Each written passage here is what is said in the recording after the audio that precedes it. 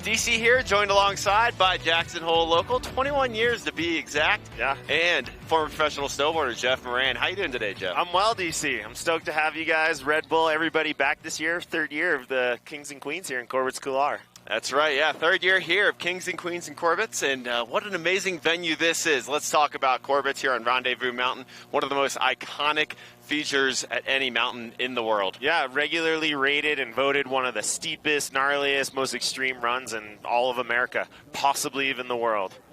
Well, big shout out to the crew out here, talking about Ranyan Darj and his crew of PARKIN pipe members here at Jackson Hole Mountain Resort that built some features up here in this coulee to add some freestyle aspect. Yeah, they've had the Couloir closed for almost 2 weeks, and Ranyan and his crew's been up there hand-shaping features. The first year, back in 2018, there were no handmade features. So last year and this year, it's kind of new, and they keep stepping up the game with what they're building up there.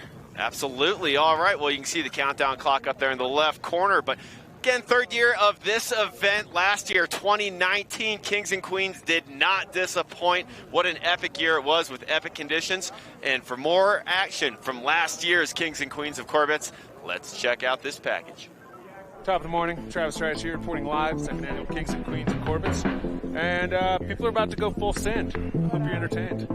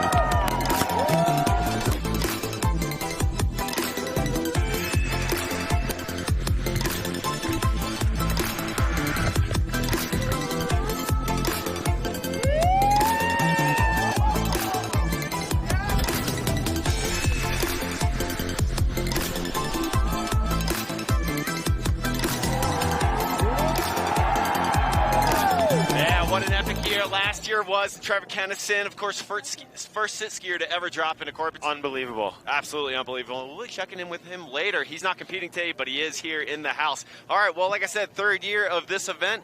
We got 3 members of our team as well, and time to check on with the third member of our team, Tina Dixon, who's up at the top of the coulee. Yeah, thanks so much, DC. We'll welcome everyone to the top of Corbet's. Absolutely stunning up here. And for anyone that has skied Jackson and you walk out of that tram, you look around at the valley, you look at the mountains, and you're like, okay, I've arrived. This place is absolutely breathtaking, and just to be part of this event is truly special.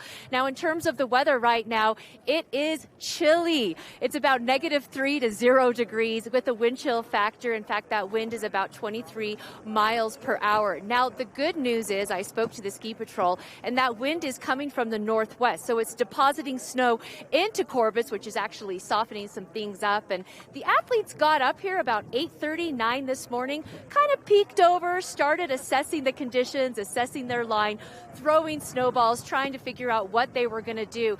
And I have to tell you, these athletes, they were visualizing some of their tricks. And if you look kind of behind me, DC, you see some of these run-ins. They were up here timing, getting their speeds right.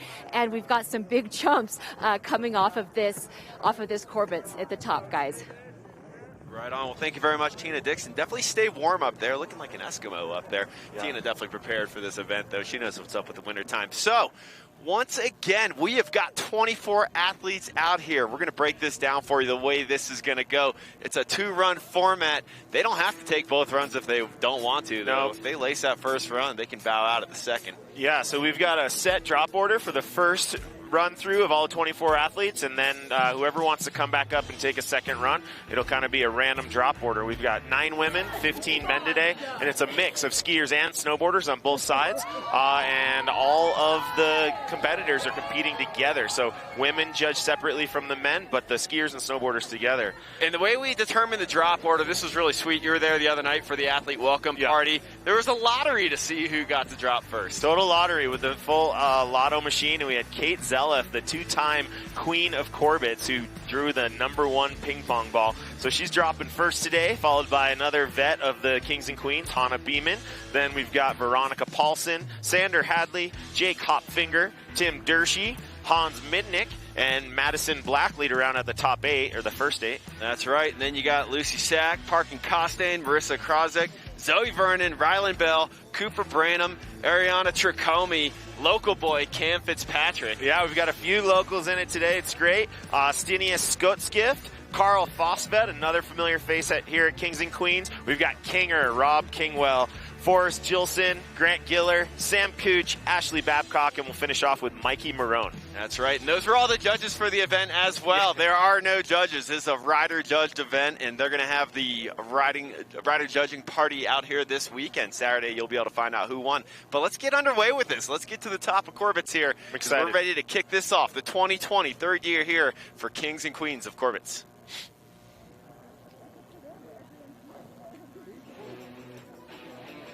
All right, well, a look of that iconic tram here at Jackson Hole, bringing it to the top of Rendezvous Mountain.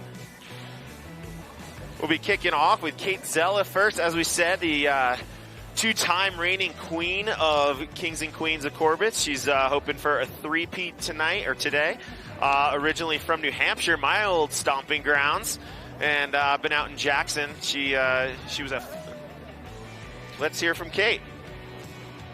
25 years old, and I'm from North Common, New Hampshire. I had the luxury of competing in the first Corbett's competition we had 2 years ago, and it was my first time hopping into the Couloir, and from that point on I've fallen in love with it. It's been a really special place for me. It kick-started my career, and a lot of positive memories in that little guy. Well, there you have it, some words there from our first athlete to drop, 2-time defending champion here, your 2-time queen, Kate Zelliff. Could she go for the 3? Well, she's going to go for the 3-peat. Could she get the 3-peat this year? We will have to see. As you said, originally out of New Hampshire, now calling Jackson home. Yeah, former FIS ski racer. You know what I've seen is it seems as though a lot of the skiers that grow up being ski racers end up doing really well in the big mountain scene.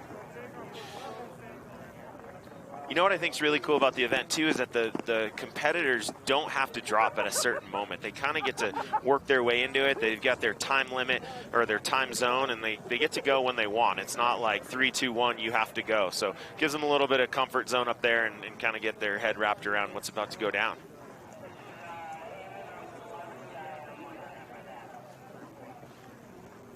What do you think's going through the head of Kate? She's getting ready to drop out here. She's got the experience, competed in this past 2 years, and was the queen of this event the past 2 years. Yeah, I would imagine that it probably adds a little extra pressure. But she's got it. I mean, she's done it before. She knows what it feels like, and you know whether drawing the first ball is the best start order or start position or not, we'll see. But you can see her up there getting herself psyched up, and I think we're getting real close.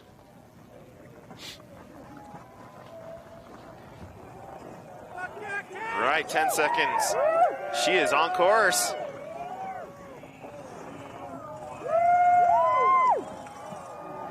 Stomping it. Oh, and just ripping into turns right away, getting some airtime there. One of those man-made features. It looks pretty forgiving up there, nice and soft. Not as deep as we would have thought, but it's definitely not hard pack. And getting over the knuckle there on the final jump, cracking open this event proper there. Kate Zelliff, your 2-time defending queen out here for Kings and Queens of Corbett. Yeah, that's kind of her signature move there, the spreader across the final booter. Kicking it off. Now we know what it's going to look like. Love it. I wanted to land so bad. I think she's stoked. I would say, yeah, definitely that is a stoked Kate right there. So checking out the replay here. Boosting in, stomping it, and then just no holds bar come tearing down through the coulee. Got that nice park style kicker at the bottom. You go pretty big off that. Takes a lot of effort to kind of manage that speed when you're coming off that 30, 40, 50 foot plus drop at the top of the nose. All right, next up we have HANA BEAMAN checking her speed. Yeah, HANA BEAMAN. She's been here the last couple years from the very first Kings and Queens. She ended up on the podium in third the first year in 2018, and last year in second. Let's see if she can keep climbing the ladder. All right, well, for more from HANA BEAMAN, who, as you said, has podiumed the past 2 years, check out this piece. It's always fun to spectate, so I'm really excited to watch and also excited to see what I can put together in there. I mean, I always love coming to Jackson, so any excuse to come here and hang out and shred the mountain, ride with awesome people, I mean, count me in. So getting an invite back for the third year, super stoked. I will always take an invite to come back to Jackson. It's just a great place and super fun, super great people to ride with. It's like a second home, so. And there you have it, some words from HANA BEAMAN. HANA, who's been on the scene in snowboarding for so many years. She had such a presence with the whole Grenade crew back in the day. Big X Games competitor. Yeah, and now transitioning over to Big Mountain freeriding the past decade or so here, and basing herself out of Bellingham, Washington, calling Mountain Baker home. She's a real estate agent out there in Bellingham as well now. Yeah, backup plan. We see her out here in Jackson a lot, though. She's a familiar face for sure. Just like she said, always good times when Hana's in town, and it's cool. If you read her bio, it was Travis Rice who kind of introduced her to the whole big mountain riding scene, and now she comes out and you see her hanging out with Travis and going shredding together all the time. So yeah, HANA is no stranger to Jackson Hole and definitely no stranger to Corbet's Couloir. She said that she tries to get a lap in there every time she comes back to Jackson. Yeah, it was 2002 that she made that first trip to Jackson. Yeah. Just fell in love with the place. Yeah, big shout out to Travis Rice, of course, our king of this event last year, for introing HANA to Jackson in this little slice of heaven. We've been hearing some of the competitors talking over the last couple of days, feeling out what the conditions are in there and some different strategies. Some people, as we can see with Kate, are going to send it right off the nose, and I've heard other people talking about how they might take it a little easier getting into the coulee and then really take advantage of all those man-made features all along the route. So look there at the top as HANA is assessing her drop in there. Battening down the hatches with the mittens there. Drawing her line. Make sure she's getting that right trajectory. There's definitely the sweet spots, and then sometimes there's the not so sweet spots. So, well, once again, third member of our team, Tina Dixon. She's up at the top of Corbett's, and she's got her finger on the pulse, getting all the input. Tina, what's going on up there? Yeah, well, we all know how important the right amount of speed is, especially when you're dropping into something as serious as this. And, you know, I spoke to HANA yesterday, and she wasn't quite clear on how she would drop in. So she was up here this morning, again, packing out her line. We can see her walking up, just really assessing the speed and making sure that everything is right and making sure that trajectory off the lip is going to land her where she wants to land so she can continue on her run. So this is just part of the process when you're hitting features like this, you're hitting something as serious as Corbet's, you got to take your time. It's a calculated effort, and we can see that's exactly what HANA BEAMAN is doing right now as she walks up and gets prepared for her first run. Right on. Well, thank you, Tina. So valuable having Tina up at the top, because we're down here at the base of the venue, and it's great to get that input from Tina up at the top, because total different vibe up there. A total different vibe for sure. And, you know, a big part of what our competitors are trying to do is, you may have heard of the goat path. So you don't always have to jump into Corbett's. You can ride in. It's equally as gnarly, whether you're in the air or on your skis or board. But when you come out of that goat path, it cuts right across the bottom of the cliff. So you're going to want, if people are airing in, most of them are going to want to try and clear that goat path and hit the sweet spot.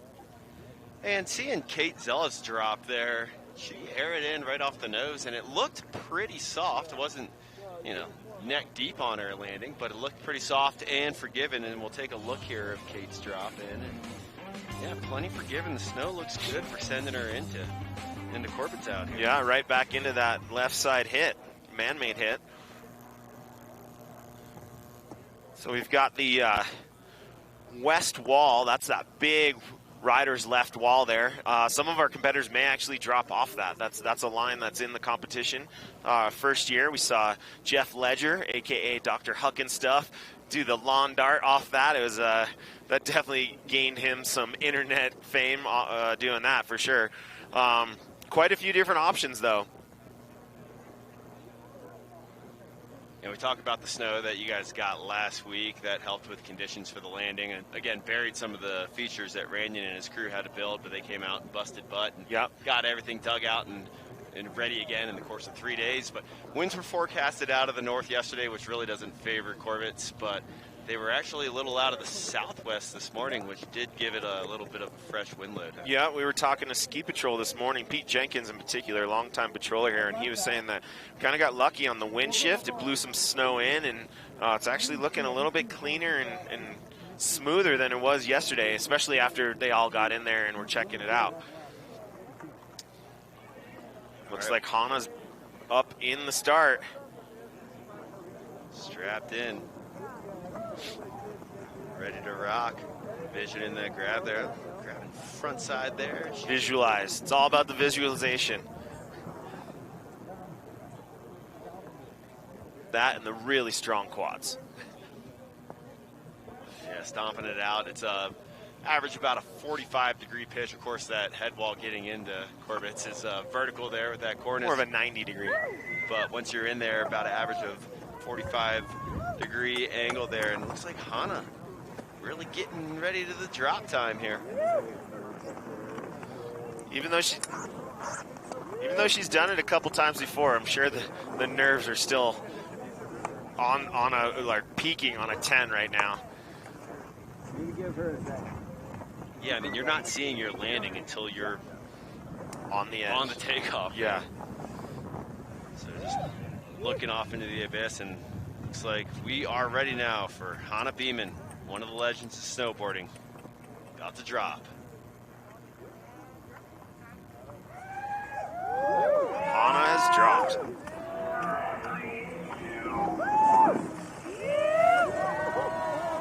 Huge. Oh, with the backy, unfortunately just shy in that rotation, but so much props to Hana going for the backflip there. And check out these turns. Yeah, we get a true sense of how deep it really is up there. Looks so good. Coming into the crowd pleaser. There we go, Hana BEAMAN. Run one out of the way. Much respect to Hana BEAMAN out here. She's podiumed the past 2 years, and she'll have a second run if she wants to get to stomp that. But yeah, so much props to Hana. I was so excited when I saw her on the start sheet again for this year. Take a look here at the replay. Getting that method. God, what do you think that is, 50 feet? 40 plus? Yeah, it's Sendy. But regains herself, went for the flip, was slightly under-rotated, but I love her going for the flip there. Clears the booter at the bottom, and Hana BEAMAN again. One of the best to ever strap in and stand sideways with her first of 2 goes here out in the Kings and Queens of Corbet's. She's got to be creeping on 20 years or more of pro career. She's up there. All right, well, our next athlete to drop here in the start order, again, lottery determined. They picked a ping pong ball out of the old machine, and that determined their drop order. We got Veronica Paulsen, Squaw Valley represent, getting ready to drop in. And we're going to go ahead and check in for more on Veronica. My name is Veronica Paulsen. I'm 26. I'm from California, but I live here in Jackson now. I've been in the Kings and Queens competition for the last 3 years. The last 2 years I've tried a backflip and haven't been able to ride out of it. So this year I'm going to give it a go again and hopefully ride it out. There you hear some words from Veronica Paulsen, Squaw Valley, where she honed her skills. But yeah, calling Jackson home now. She's actually a freeride coach here for a free ski team. She's, I think we might see a backy. I don't want to call it, but I mean, she's done it in the past. Both 2018 and 19, former moguls competitor. So she's spent some time working on that air awareness. Looks like she's getting ready for it. Yeah, looks like she is envisioning that backflip indeed at the top. See a lot of athletes do that before they drop in, especially like in the whole slopestyle and halfpipe riding world. You see them envisioning their runs before they drop in. So Veronica getting ready to drop in here to the 2020 edition of Kings and Queens of Corbet's. 10 seconds. 9. All right, looks like we've got about 10 seconds till Veronica's dropping.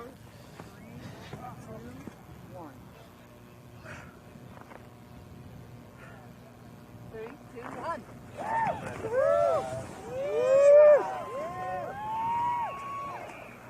Yes!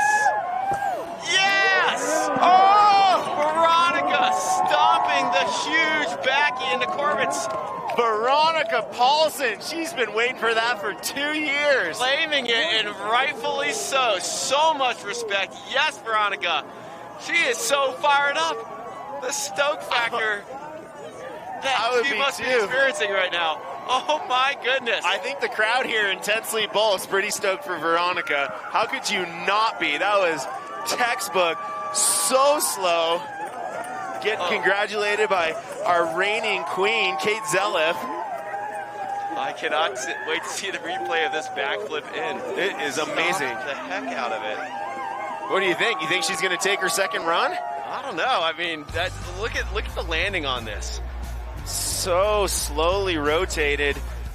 Bolts.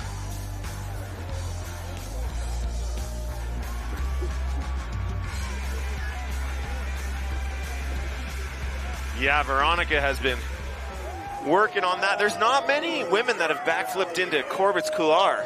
You hear Jess McMillan from Jackson Hole here saying, 3rd time's the charm on that one. Yes, it is. Yeah, Veronica. That was epic. All right. That's how we're going to do it out here. She just kind of raised the bar, I'd say. Next to drop will be Sander Hadley. Sander Hadley is up next, yeah. Got a 2nd place finish back in 2018. Had a nice left 360 into the coulee. Yeah, definitely got some wicked style. I'll be honest, like, people have been jumping into Corbet's for years. Lonnie Ball was the first person to ski it in '67.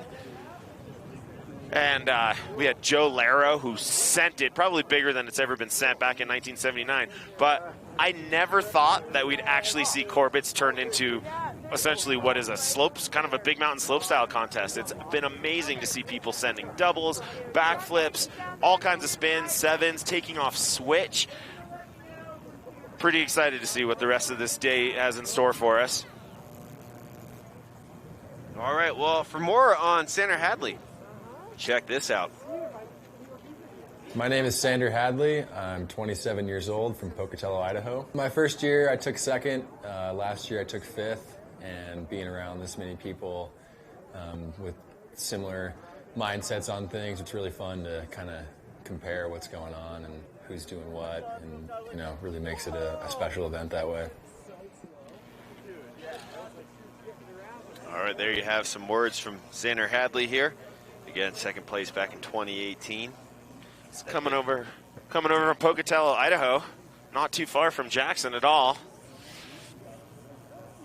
Sander actually ended up on the cover of the Jackson Hole Skier magazine, our local ski magazine. It's been going for 37 years. He's on the cover of this year's issue, and it's from last year's Kings and Queens event. Yeah, you brought a copy of that magazine in and shared it with us. We'll see if we can get it up on the screen here next time they cut to a shot of us. But Appreciate you bringing the magazine in here.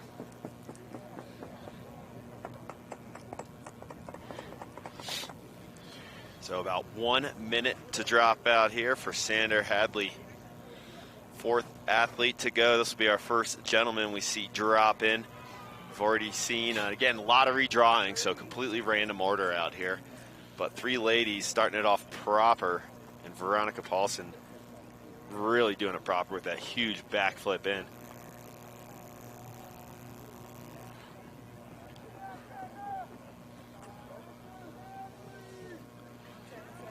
And so these athletes, they can take as much time as they want. You know, there's no pressure for them to be like, all right, you got to go right now. These guys can just do the dang thing and drop when they are ready, when they're feeling it. That's a really big part of the Kings and Queens is it's for the athletes. Oh, come in and switch.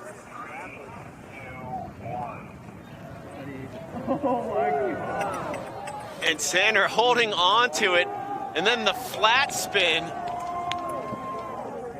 Switch, 5, flat spin. And then the right 3. And a nice backy there as he sets himself up to the final booter. And the nice corked out 540 to wrap it up. So just like you said, turning this venue into like a slope style venue. Sander Hadley displaying that wonderfully. Starting off with the switch flat 5, the flat 3, right 3, and then nice corked out 540 to wrap up his run. Oh, and the backflip right before that. Backflip. I get the feeling that he wants to win. Kind of looks like it. 5 tricks. 5 tricks getting thrown down throughout that run for Sander. Let's check out the replay. Coming with that big switch left 540 in. Pretty impressive that he was able to catch that first skier's right booter.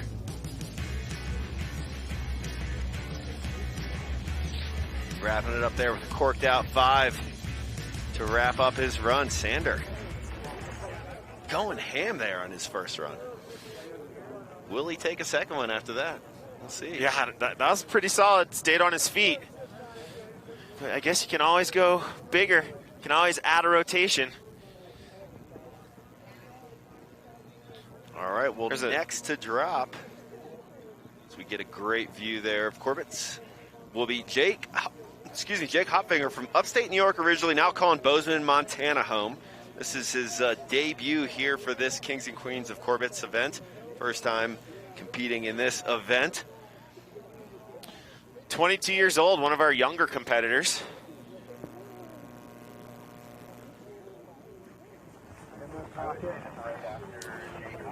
If I'm not mistaken, I don't think he's ever been in Corbett's. I mean, maybe yesterday for checking it out, but I don't think he's ever been here to actually huck into the coulee. So pretty monumental moment for him. Actually, quite a few of our competitors first time sending it into Corbett's. Well, and it's a good thing they didn't draw that first position ball in the lottery the other night, because they can, you know, assess the conditions in there based off of how other of these athletes are landing. Yeah, we had four veterans kicking it off.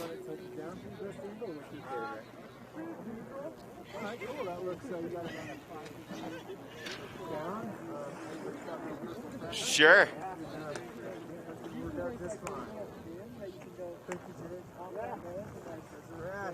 So yeah, once again, next to drop, Jake Hopfinger.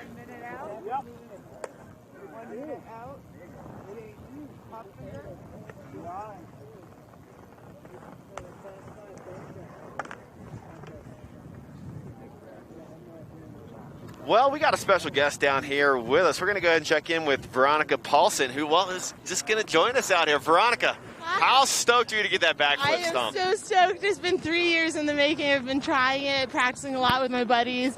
I'm just really glad I could ski out of it this year. I heard Jess McMillan say to you, 3rd time's the charm, so yeah. Appreciate all the invites coming from Jess. I wouldn't have been able to do it without Take us through this. Checking out the replay.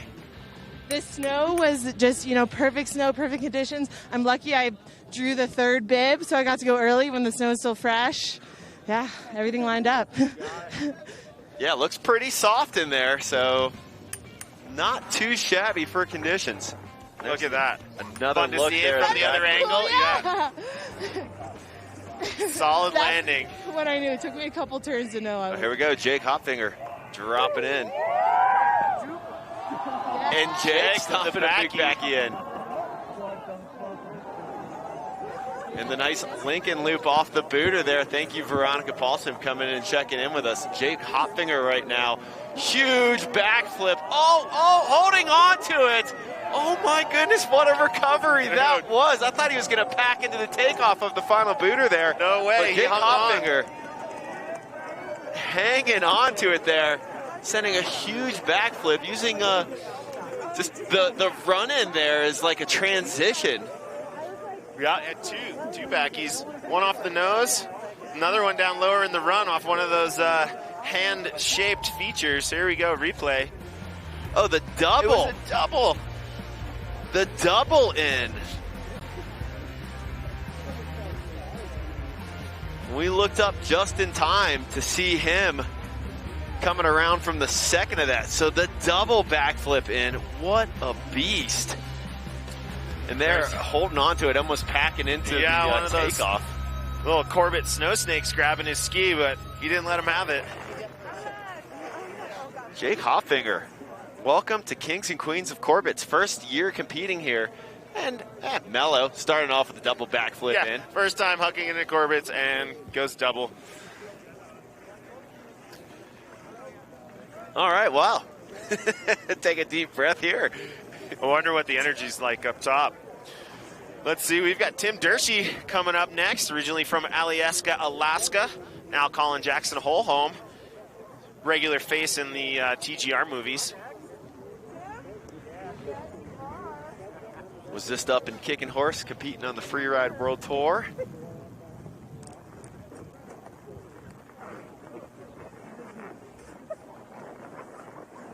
And I saw him up at the top yesterday when I was checking out Corbett's, peering down into it, and he showed up, and it was cool just chatting with him for a little bit, but then he got a phone call, and one of his friends is going to go ski Cody, so last I heard from him yesterday, he was going to head out there, and then I saw him at the welcome reception last night. Didn't get a chance to ask him how the snow was. I should have. There was so much going on there. Well, we were up here early the other morning, and it was no clouds, no wind, beautiful morning, and it was right after all that snow we had come in, those storms last week, and Cody Bowl was looking prime. Yeah, it was looking really good yesterday. Saw quite a few people venturing out that way. It's probably been about, I don't know, almost 8 years since I've had a chance to shred it, and it was looking really good. So Tim Dershey getting ready to drop in up there, but let's see some of the runs we've already seen so far go down here in Corbett. It's been a great start to the morning. And there was Kate Zellis starting things off, and then Veronica Paulsen stomping the backflip. They've been trying that for 3 years and went big. She was not holding back on that at all. Sander Hadley with that switch 5. Jake Hopfinger with that double backflip, riding out and still managing to get some of the other features lower in the couloir. So there you have it. 5 athletes of our 24 athlete roster have already dropped in for their first of 2 runs, 2-run format. They don't have to take their second run if they don't have to. And you're not going to see any scores today because this is a rider judged event.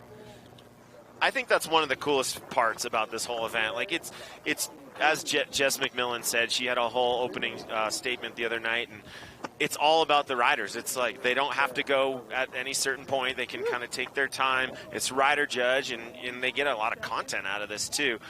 So it's really cool to see this, what is already a totally unique event, and it's really built around making it what the riders want and for the riders. Absolutely, yeah. There's not going to be any grumbling about the judging out here for this event at all. Yeah. They're their own judges. There's no one to bribe. Your peers. 10 seconds. Get word we're about 10 seconds out here for Tim Dershey's first drop. 5, 4, 3, 2, 1. Let's go. All right, what do you think is going through his head right now as he's dropping in? Stomp.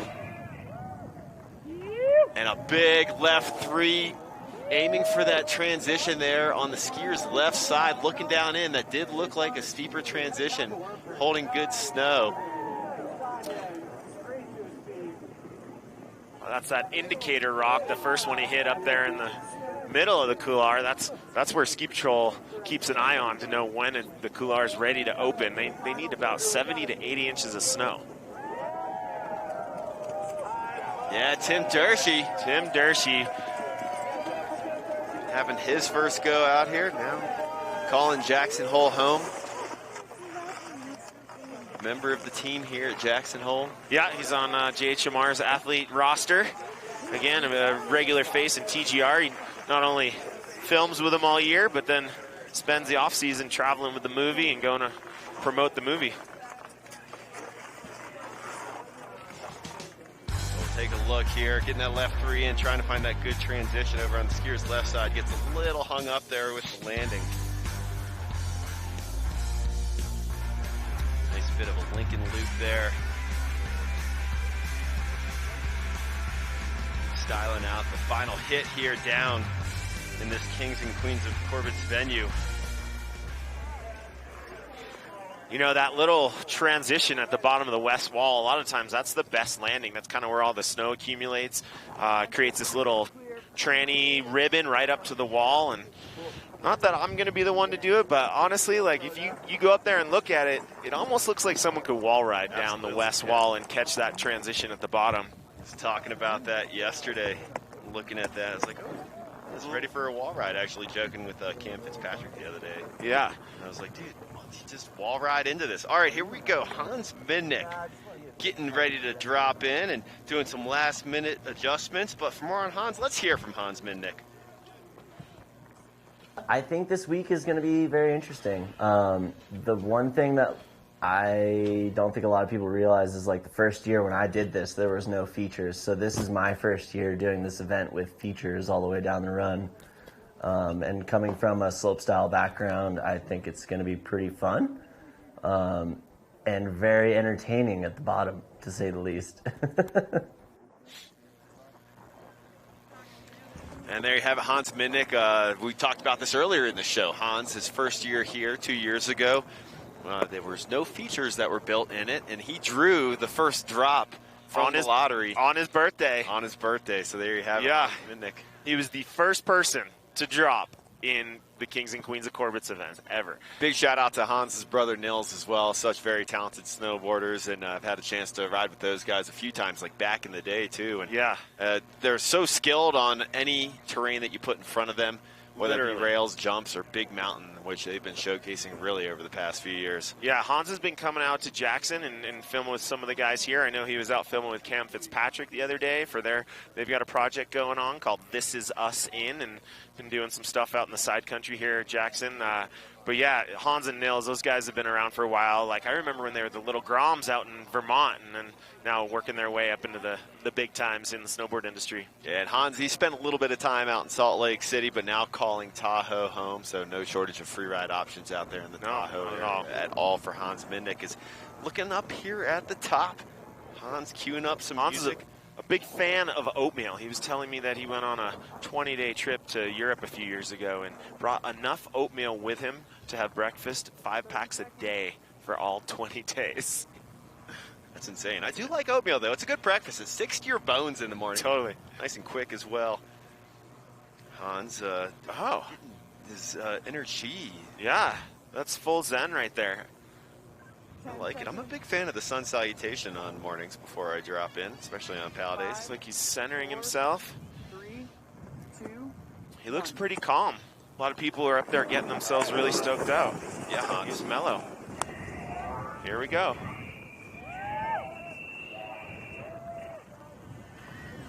So the big cab 5 switch frontside 540 into it there for Hans Minnick. So the goofy footer here in his regular stance with a nice frontside 3, finding the good snow for that land and getting some great turns. Oh, it looks so good up in there, Jeff. Yeah, he took the way rider's right line. Now keeping his speed for this, the crowd pleaser here at the bottom. The old method shifty. Solid run from Hans Minnick, starting off with that cab 5. Yeah, Hans. I can't tell if he looks relieved or just stoked on landing. Either way, it was a solid run. So a great first 2 runs. Again, they don't have to take their second run. So Hans stomping that first one. Will he elect to take that second run? We'll find out later. But that switch 540, switch frontside 5, the cab 5 into it. Landing at the bottom of that west wall, finding the good transition. They go in cross court there, getting the front 3 off that side feature there. And then just the backside shifty there, like you said, kind of kicking it out method style. Elected not to get that backside grab in. But good style always displayed by Hans Mindick here. I was a snowboarder in the 90s. I can get back. I can back a shifty. Absolutely. Oh, shifty's still one of my safety go-tos when just testing out the yump. Still one of my only tricks. Frontside or backside shifty? Oh, I can go both ways. All right, Hans saying hello to his mom. Down there at the bottom, and that's got to feel good putting down that first run. Next up, Madison Blackley. Park City, Utah Rays, now residing in Salt Lake City. It's about 30 minutes down the hill from Park City. Yeah, 30 years old. This is her first experience riding Corbett's. And competed on just the freestyle aspect of snowboarding for years. Did some Grand Prix events and some Dew Tour events that I got to announce her in. Films in the streets a lot, so that's pretty funny if you ask me that we got athletes that film in the streets. A lot of different backgrounds in our riders. Out here, right? Former racers. We've got pipe jocks, Kinger, former pipe jock. Obviously a lot of big mountain riders and skiers. Yeah, last year we had Aaron Blunk, fresh off the competition circuit, one of the top pipe skiers out there competing as well. He was bummed to miss it this year. I just was talking to him last week about that. But Madison Blackley, much respect to Madison as she's getting ready to drop in her first year here at this event. 3 years that it's been running, and Madison making her debut. Just getting GoPro'd up. Madison Blackley, I'm 30 years old and I'm from Park City, Utah. So this is my first experience in Corbett's. I have not hit the Couloir quite yet. I have ridden Jackson before. I've looked at it. I've been wanting to hit it, so I'm excited for this opportunity.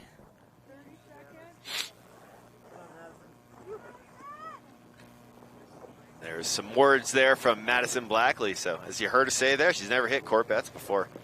First year hitting Corbett's. Stoked.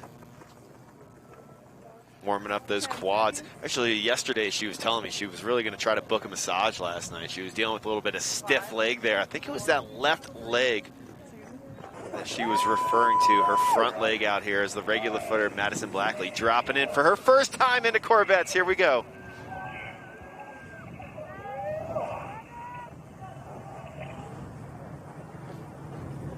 Taking the go path.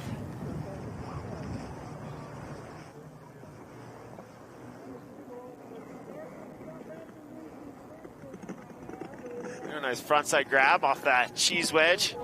High up on the rider's right part of the course, coming into this lower rock. Is she going to hit it? She's going for pow.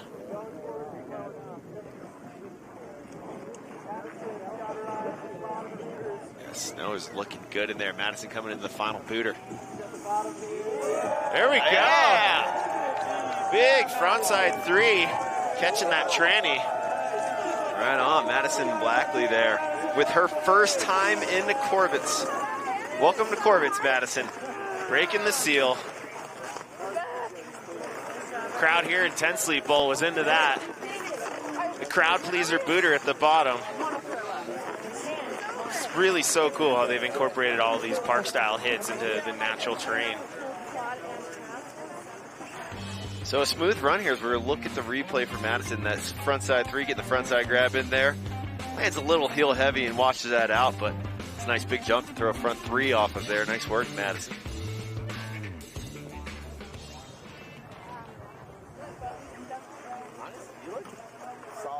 And electing for the goat path entrance into Corbett's, which that is a vertical head wall there. The nose. No, the nose as it's called.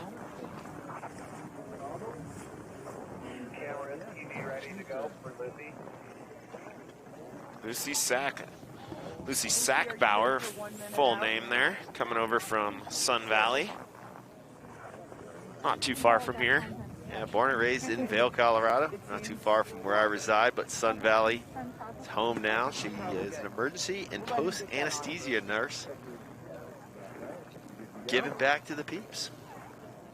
And let's hear more from Lucy Sack. Actually, sorry, we're going to check in with the third member of our team, Tina Dixon, who's at the top. Tina, you staying warm up there? Yeah, we're staying warm, trying to stay a little warm up here. You know, DC, it's been so cold just being.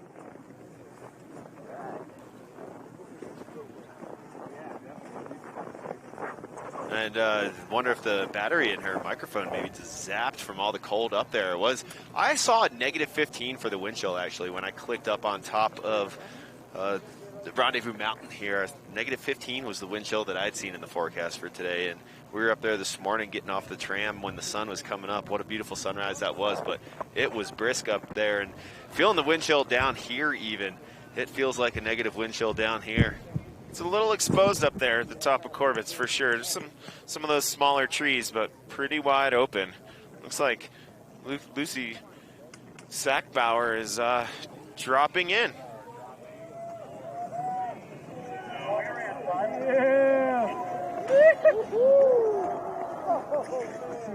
Wow, Lucy going deep in there, coming to a stop there, but picking herself right up. How far do you think she just went there with that entrance? It's gotta be, I'd say 40 feet or so. We got the helmet tab, so she seems to be good. Shredding some pow on the way down.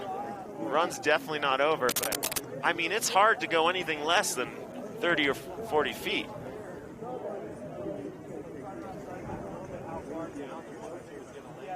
So Corbet's once again about 45-degree angle, but you were saying below that west wall, it's a good spot to land. A little steeper there, maybe, is what I was seeing when I was looking. Yeah, I think that's where quite a bit of the snow accumulates, on the bottom of that west wall, and you know, we may see people drop straight off of that. It's been a popular feature in the past, not necessarily at the Kings and Queens event, but people have dropped it. There's Lucy going big. Man, I said 40. Let's get out the tape measure. That might be 50. That's huge. Lucy not holding back there on that entrance here in the Corbett's. But yeah, it's pretty much the sustained 45-degree pitch through almost the entire couloir. A little steeper there on the nose where it's more of a vertical wall.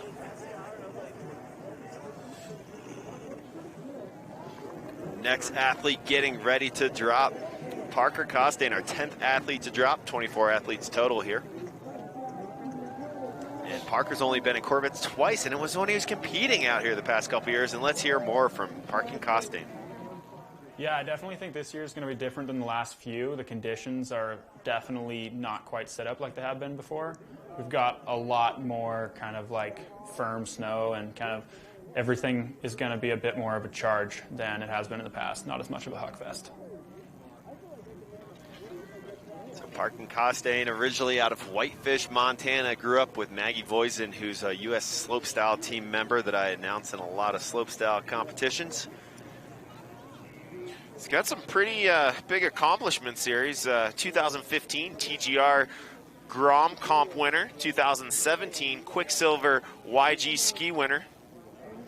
All right, well, we're going to check in again with the third member of our team, Tina Dixon, who's up at the top in the elements. Yeah, elements, right. This in.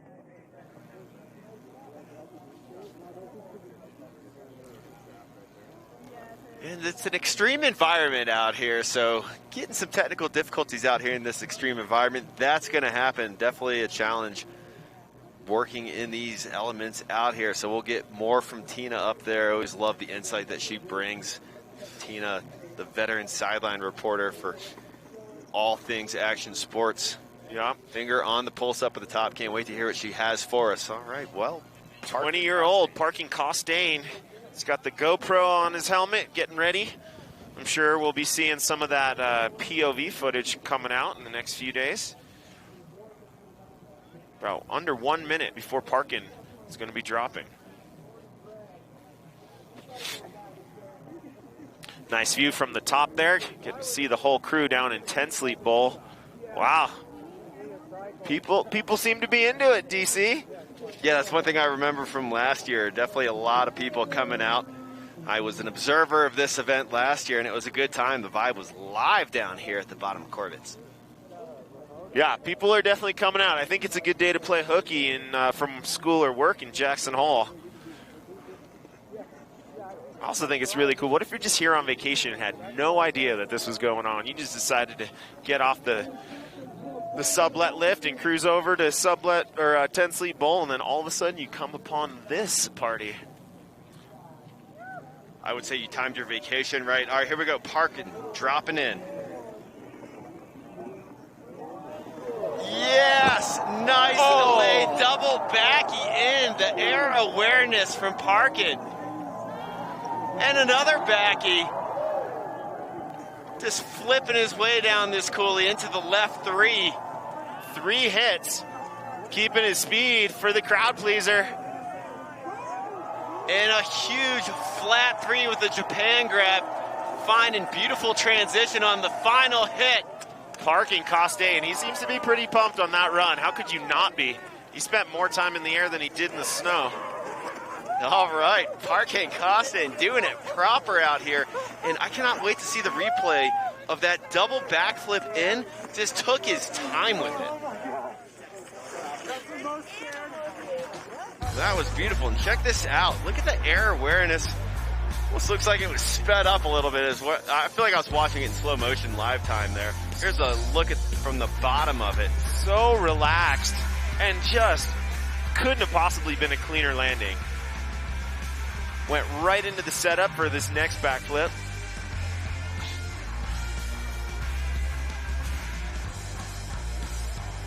Not only technical and difficult, but made it look really good.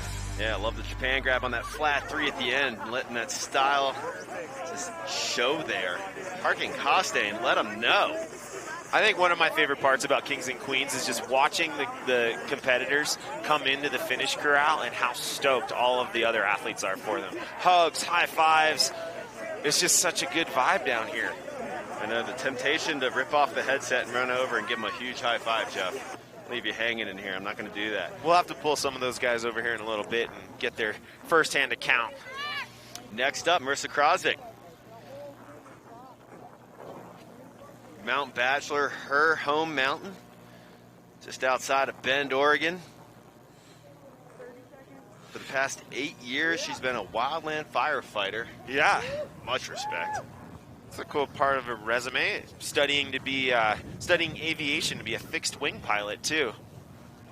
We got a couple pilots up in the mix. Grant Giller later, who we'll be seeing drop 21st drop. He's got his pilot license. Yeah, pretty recently, right? Oh, there he is right there. Speaking of him. All right, we're within 10 seconds of the drop for Marissa. Well, she is clear for takeoff. Here we go. Marissa Krosvik dropping.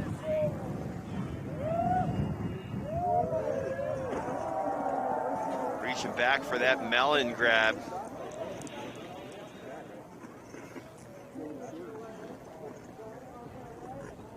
I really like how the park crew built that little feature right into the sidewall there, right into that little kind of windlet.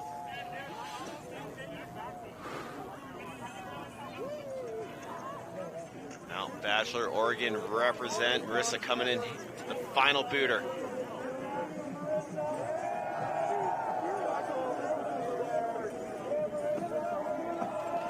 Just squeaking over the knuckle, getting the love here from the base area.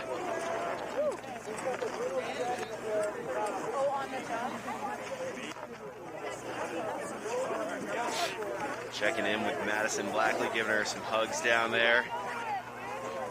HANA BEAMAN as well. Taking a look at the replay here, Jeff. It seems like she's in the air forever. PARKIN. There she is, gets a melon grab.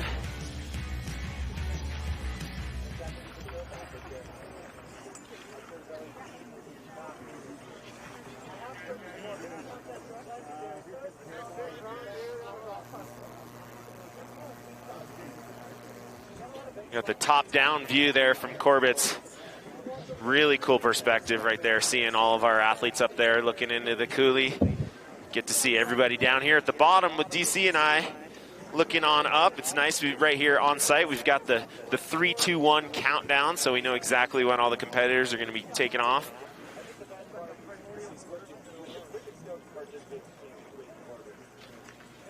What you can't really see is we've got filmers and photographers all hidden in those nooks and crannies around Corbett's. All right, well, we've got a special guest down here we're going to check in with, PARKIN COSTAIN, who just had an insane run. Talk about that double backy in and just the whole run. Break it down for us, PARKIN. That's been something I've been thinking about since last year. I went for the dub mid-slope, and it was just like not quite the lip we were looking for. So Jake Hopfinger and I, this morning, everyone thought we were crazy, but built a lip like 10 feet back from the actual drop-in. Had a little kick to her, and my buddy Jake stomped it, and then after watching Veronica just send that down to the bottom and lay it down, I was like, this is going to go. So friggin' stoked, dude. That went better than I could have imagined. Nice. What's the vibe like up top with all the athletes? Dude, this event is unreal. Like, unlike any other event, there's just so much stoke, top and bottom. Like, everyone's hyped, even though it's probably the scariest thing they've ever done. What do you think? You to go for your second run? I'll do something my second run. I'm going to leave that probably for the podium if that works. So, all right. That was a bit scary. It worked for us. Yeah, I hyped on you down here. Thank you, dude. That was almost unreal. Every single person down here was pumped. I got a few high fives.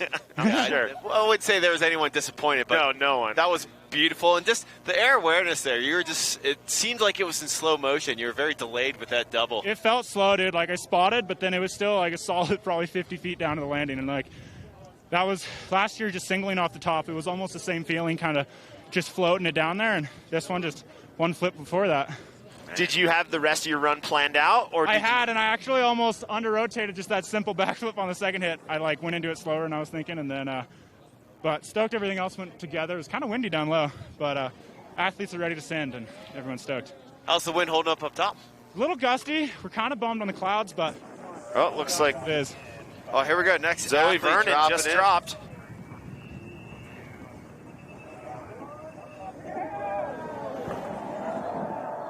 All right.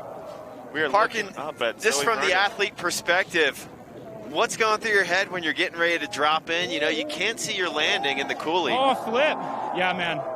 This is a really intimidating event just because of how blind everything is. You don't get a chance to, like walk your line out from the top down. You kind of got to drop into it and see what happens.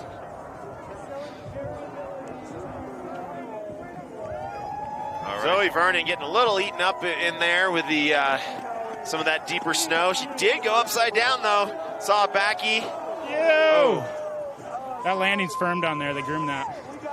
Yeah. Kind of the standard park hit down here. Yeah. I'm not a park skier, but made it happen, so. You fooled us. Thank you. So that was Zoe Vernon that we just saw her come first down run from. out here, coming out of Mount Baker, Washington.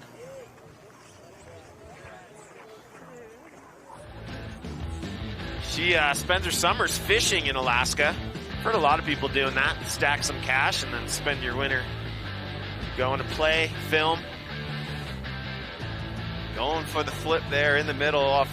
Was that indicator rock there, Jeff Moran?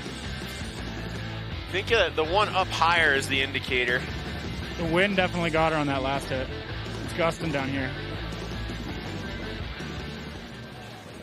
All right, well, PARKIN COSTAIN, thank you so much for coming over and checking in with us. Thank you. They're all done. Couldn't be more hyped. High five. Good stuff up there. All right. PARKIN COSTAIN absolutely slaying it out here.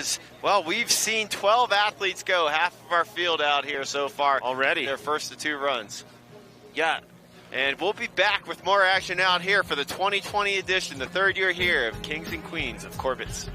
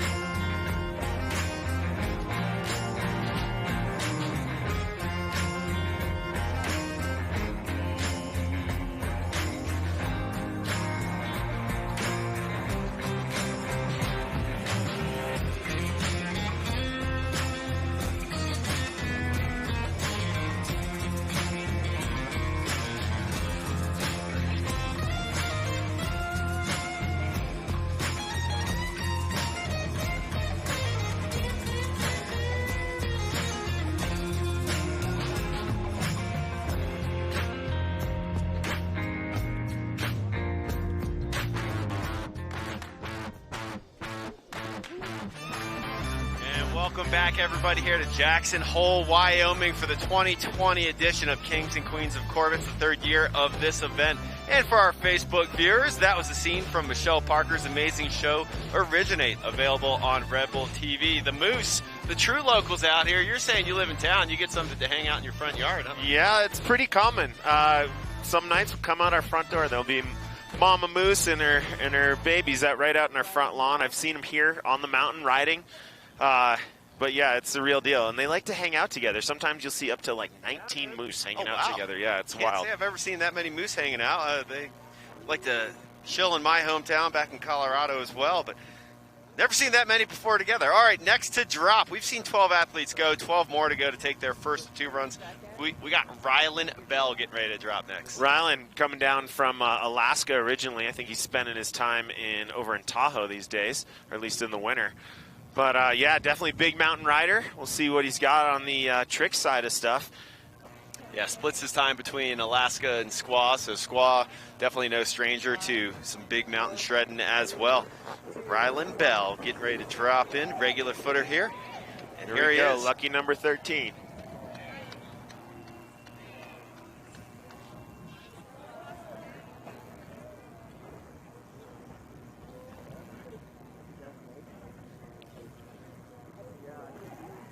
Rylan front 5. And the light getting just a tiny bit flat there for him. Oh, back 3 tail. That was solid off that one of those bottom kickers. And here we go into the crowd pleaser. Front side 3. He does have some tricks. I like it. Yeah, like the 540 in there. I'd have to say the highlight of that run for me was that backside 360 with the tail grab. Held on to that grab. Proper tail grab right out there on the end.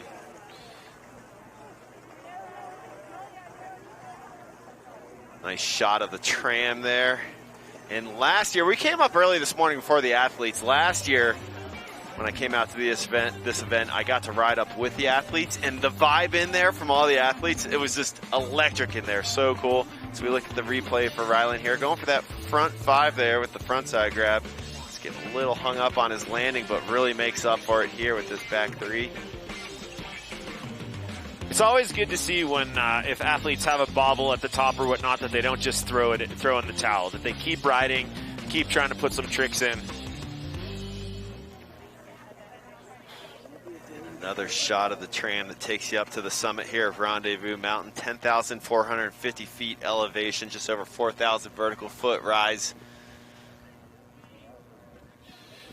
And for those of you just joining us, well, we're on the first runs here of Kings and Queens of Corbett, and we'll check out some of the action here. Veronica PAULSEN with that huge backflip in, 3rd year out here, 3rd year trying it, and 3rd time's the charm, as we heard Jess McMillan say. That switch 5 was Sander Hadley, I believe. Yeah, he got 5 hits out of his run. And there's the first of 2 double backflips we've seen out here. That was Jabe Hotfinger with the first one. And then we talked to his buddy PARKIN COSTAIN, who was like, yep, saw Jake do it. And he's like, yeah, I'm going to throw my own. They built a takeoff a little bit set back. I found that interesting, talking about how you set back the takeoff a little bit, match up that transition a little bit better. There's Parkin's double backy. And another one for you. Got Parkin with a real solid run so far in our first half here of the 2020 Kings and Queens of Corbet's Invitational. There's no qualifying for this. You got to be on the list. You got to get the shoulder tap. All right, our next athlete to drop in will be Cooper Brandon, originally out of Gig Harbor, Washington. And let's hear a little bit from Cooper. Hi, I'm Cooper Branham. I'm 22 years old. I'm originally from Gig Harbor, Washington. My experience with Corbet's Couloir is pretty light. I've only been in the Couloir once before, but I've always looked at it. I've looked at this event and always wanted to hit features like this in there, and it's a pretty unique experience, so definitely excited. Cooper's been out here a bunch this year with his buddy Cam Fitzpatrick, also filming with Cam. Cooper riding on the Burton Deep Thinker there. That's next year's model of that Burton Deep Thinker. Went to school, CU Boulder, sponsored by Satellite Board Shop there. And dropping in switch here.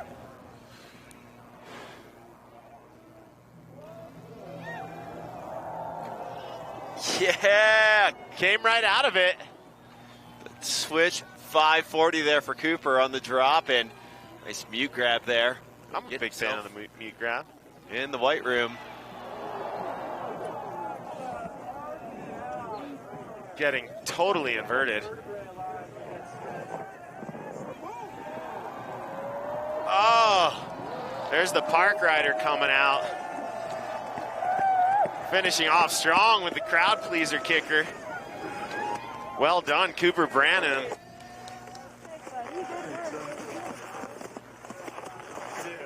Cooper Branham slaying it out here. So yeah, born and raised Gig Harbor, Washington. Crystal Mountain, his home mountain. Great free riding mountain there. Tons of terrain features on that mountain to hone the skills on. Went to school out in Boulder at CU and now calls Crested Butte home, starting it off with that switch frontside 540 in. Absolutely massive. You know, there's a little bit of advantage for some of our skiers with that independent suspension. So falling out of the air from that far up, it's nice to have two different legs to rely on, but our snowboarders are killing it too today, especially right there. Riding that Burton Deep Thinker, a snowboard that is a bit of a brainchild of Danny Davis, one of the most stylish individuals out there. Again, that's next year's model of that board.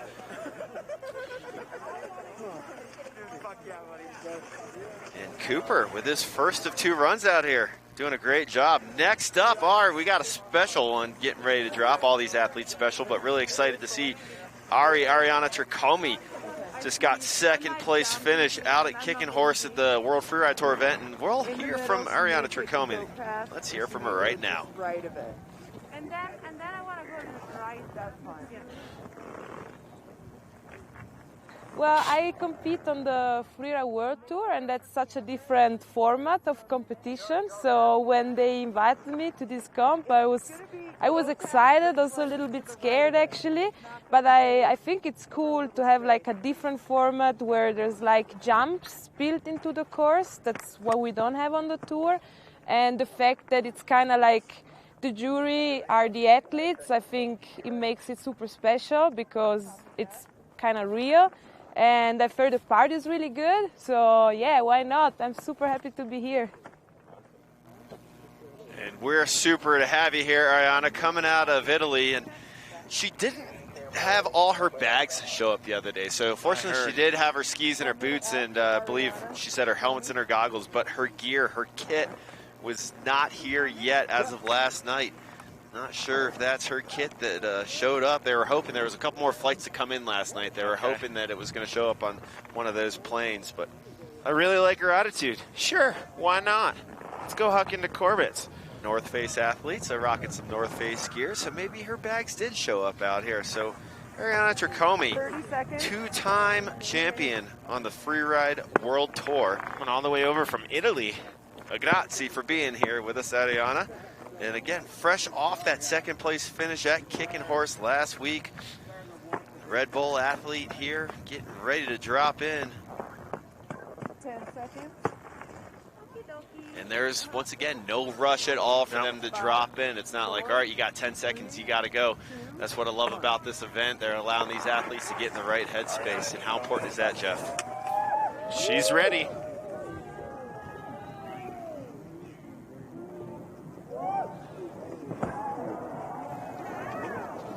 Nice, holding on to the landing as she enters here in the Corbett's. Another nice straight air, getting into that good snow. Kind of cross court there. I feel like a lot of our competitors maybe forget about that hard skier's right zone, but there's definitely some fresh over there. And really smooth interpretation of her line here in Corbett's. Ariana Tricomi looking real comfortable in the air. Solid landing right off the nose and then just going right into a rest of her run. Real solid. Good flow there through her run for Ariana Tricomi, and big fan of surfing as well, so I think that definitely translates into her skiing with that flow. So we look at the replay for Ariana Tricomi, the 2-time World Freeride Tour champion, on her first of 2 runs, and no crazy tricks, but just some good solid straight airs and looking comfortable in the air. Nice and quiet body language when she's in the air, Jeff. She looks like she's having fun. I'd say that's pretty signature to her riding out here for Ariana Tricomi. The Italian throwing down on her first of two. Down here talking to Tim Dershey, doing a little recap. Just tried to take a sip of my Red Bull. So cold out here, it's turning into a Red Bull slushie.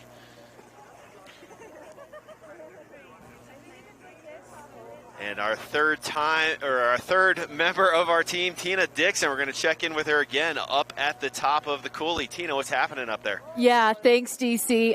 Well, it's cold, and microphones obviously do not like the cold, nor do the batteries. But I have to say, it's been so much fun hanging out up here with these athletes, peeking over the nose and seeing what everyone else has been doing.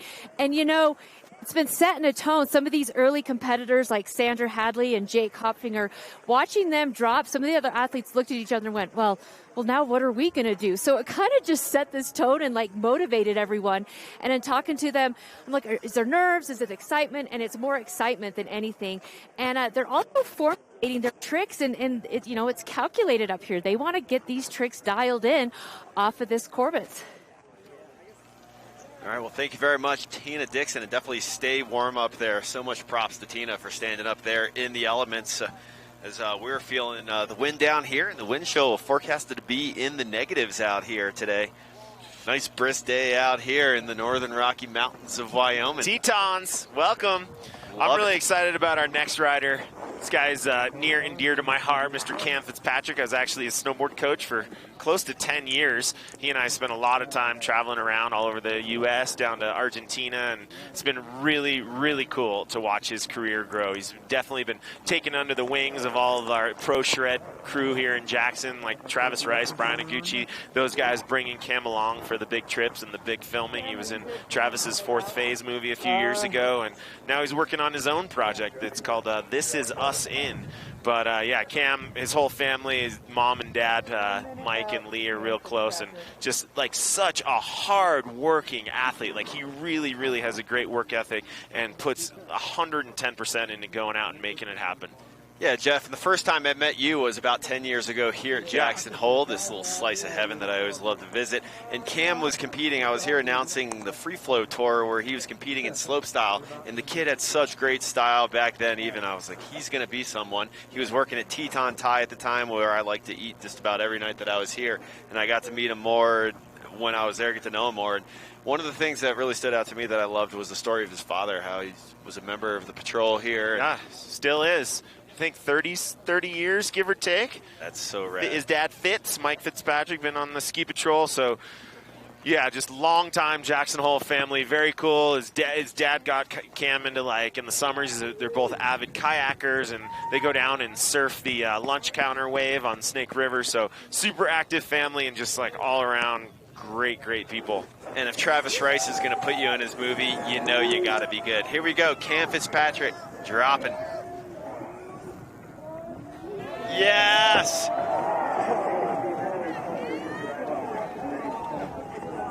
Cam going backy off the nose and then trying to get one of our bigger spins of the day.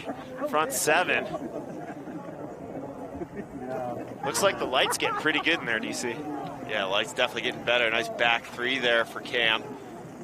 Coming in switch here, revert, so coming in switch to the final jump. Crowd pleaser. Super slow down delayed switch front one.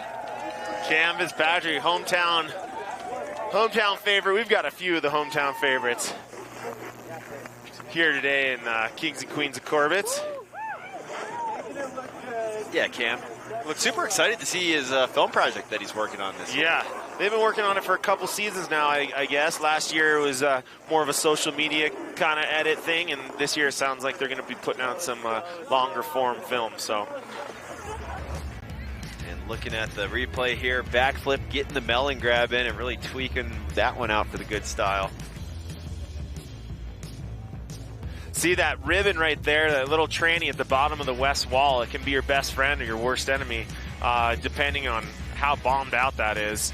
And you know, now that we're getting even more than halfway through the field, the Corbet's is getting a little bit beat up, especially on some of these more popular lines. So it's the luck of the draw for our competitors who are going later in the field, and it's just part of the deal. You got to work with what you got.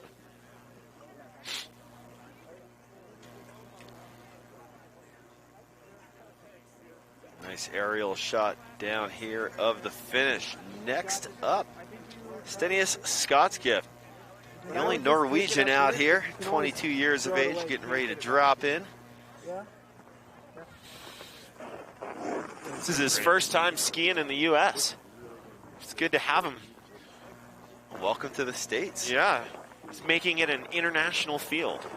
Helping make it. You got Ariana here too. Well, let's hear some more from Stenius Scotsgift. My name is Stenius Scotsgift. I'm 22 years old and from Oppdal in Norway. This is my first time skiing in the States. I've only seen Corbets on the internet, so it's going to be fun to check it out in real life. And there's some words there from Stenius Scotsgift, the Norwegian. Thank you very much, Tusen Tuck, for being out here, hanging out with us. Norway, always a beautiful country to visit. I've had the pleasure of being over there a few times, and well, I always love when Norwegians come over in here. We got some. One of the things I love about being where we are is look at who we get to have out here with us. But we're going to check in with Ariana Tricomi. And first question I got to ask you: it looks like you're in your own gear. Did your bag show up? No, so my bag didn't show up yet, but I'm on the mountain. I'm not too cold, so yeah, I'm stoked. I'm borrowing stuff from my friends, and it works. It looks good on you. It fits you well. Yeah, thanks. Yeah, nice. Yeah. Yeah, I hope they make it today. Well, take us through that run there. You look nice and smooth, nice and composed in the air. It was a solid run. We got. Well, yeah, like here, I didn't know what to expect on the first hit, and then I really enjoyed just all the features in the face. Took that wide right line. That's pretty rare. Not a lot of people going over there. Yeah, I really like to link up more features if I can. Whoa. Here, Stenius, take us through this, Ariana. Oh, yeah. Woo! Well, that's a pretty smooth 360, I would say. To sick little backflip. Yeah. And whoa. Going for the left 7 there. Looks like he got a little hung up on the takeoff there. Yeah. With that 360 in with the mute grab. Money. There's a nice backflip for good measure. Oh, getting a little hung up, packing to the run in for that final jump. Go big or go home. That's what they say. What they say. Seems like it's the philosophy on this comp. So, yeah. Ariana, we saw Stenius get hung up a little bit in there. How are the conditions up there? Take us through what the snow is like throughout Corbet's. I have to say snow was better than expected, to be honest. It's not super deep, but it's soft enough to like land your tricks. Of course, I didn't go as big as the boys, so my bees are to stomp, but yeah, I was pretty impressed. It was better than expected. Feeling excited for a second run? I do. I think I'm gonna play it a little, not safer, but maybe take the first hit kind of small and then do some tricks in the rest of the phase. Yeah. But yeah, I'm excited. There's a lot of options up there. So many. That's why you're like, what should I do? Should I go left or right or spin? It's like, should probably do like 15 runs down here and take all the hits. Yeah. No, it's cool. I'm super, super, super happy to be part of this. How much experience do you have with riding Corbets? It's my first time. Like the run was my first run of my life. So, yeah, it was impressive to stand at the top today for the first time. Be like, all right, gotta jump this thing today. Awesome. Nice. Right on. Well, Ariana Tricomi, grazie. Thank you very much for hanging out. Grazie mille, ragazzi. Thank you. I wish you a wonderful day. Thanks. See you later. Yeah, we look forward to seeing you up there again for the second run. And looking good in the borrowed gear there. I like it. Good luck getting that bag from the airlines. All right, next to drop, we got Carl Fosfet. Crazy Carl. First place in 2018, the inaugural year of this event. Had a big old left 7 and into the cooling. Here we go. Words from Carl. Go as big as I can, and hope to keep everyone on the live stream just fired up, stoked to ski. And if you're watching this, when you get done, go send it. Let's go. Carl, crazy Carl. He's had the nickname since he was a kid, he said. So second last year to Travis Rice. It was kind of a showdown between Travis and Carl. As we know, Travis ended up on the top of the podium, but Carl's been on the podium the last 2 years, winning the King of Corbet's title in 2018. And definitely wanting to keep that trend going and stay on the podium this year. He put some big spins into off the nose the last couple of years. I know he had a switch 5. I believe he had a 7, kind of worked out 7. Big left 7 that first year that he won it. Yep. And then he's got the laziest, coolest looking backflip. Like he kind of just it's like he hits the recliner and the lazy boy and he just leans back and then the skis come around. Like it looks so good. I bet we're probably going to see one. But yeah, and 2 years ago when he won, he took that really unique far skier's right line, came up over the cliffs and then somehow just billy-goated through all those rocks. Well, third member of our team, Tina Dixon, up at the top of Corbet's with her finger on the pulse. Tina, what's happening out there? Yeah, so I want to show you guys, these are some of the run-ins as you head off this nose. Right there in the red jacket, working on his takeoff, that's Carl. So he's got some big plans for us, still working on that run-in, making sure everything is perfect, and he's been eyeing up this run-in and eyeing up his drop. So I'm expecting some big things from him, and you can see he's still working it out. Well, Tina, standing up there at the top, who's really stood out to you? What have you been most impressed with up there? You know, I have to say that double backflip, that slow double backflip from PARKIN, the way he took off, from up here, I didn't even think he was going to get it all the way around. He just did that so smooth. And then Cooper was really worried about that cab 540. So he took a lot of time on that run-in just to make sure everything was dialed up perfect. But it's been fun to watch these guys get set and ready to go. How's that with the athletes up there? Are they all being loose and talking, joking, having a good time up there? Does some seem really focused and concentrated? I say it is a combination. You see Carl right now. I mean, he seems super, super focused. But for the most part, everyone's been really supportive of each other, and it's been motivating each other as well, watching these guys drop. But focused, but also having a really good time. I mean, this is such a special event. There's so much history with Corbet's that to be part of this and be up here and to be able to drop in for these athletes is huge. Well, thank you very much, Tina Dixon. Always a pleasure catching up with her, and we'll continue to do so. She's got some very valuable insight up there at the top of Corbet's. But let's check out, hear from Carl on his interpretation of progression. I think we're just going to see a ton of progression, men, women, skiing, snowboarding. Everyone's out here to just have fun and send it. Some people are here to win, but most everyone's here to just have fun, stack shots, and go big, send it. You. He's feeling it.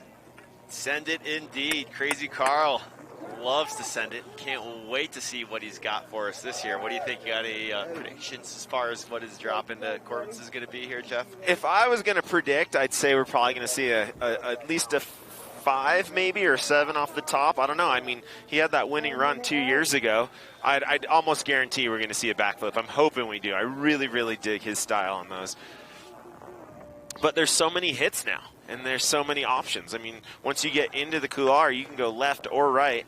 You know, we haven't seen anyone actually go into Coombs Cave yet. There's many people may not know, there's a cave halfway down on the left side, the skiers left, dedicated to the Big Mountain pioneer, Doug Coombs, and there's a plaque in there for him. So I don't know, some people, tend to go in there and jump out of the cave, but so many options this year. It's really, really cool to see how much of a slope style influence has been combined with this Big Mountain comp. Yeah, big shout out to Doug Coombs, the original king of Corbet's out here. Here we go. Crazy Carl dropping in for his first run.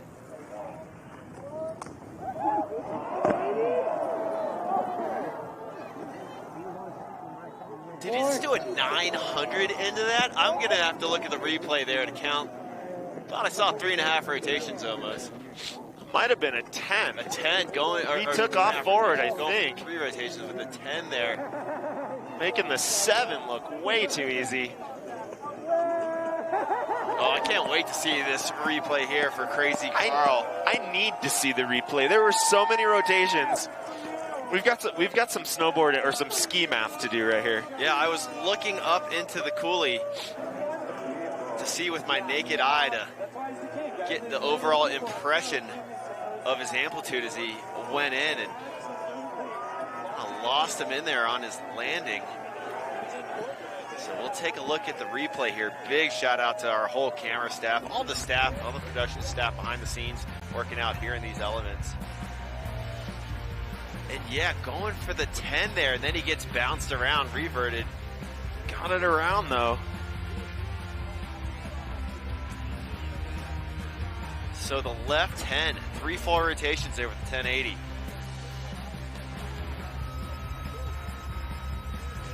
Nice big left 7 there for Crazy Carl. Another unique line.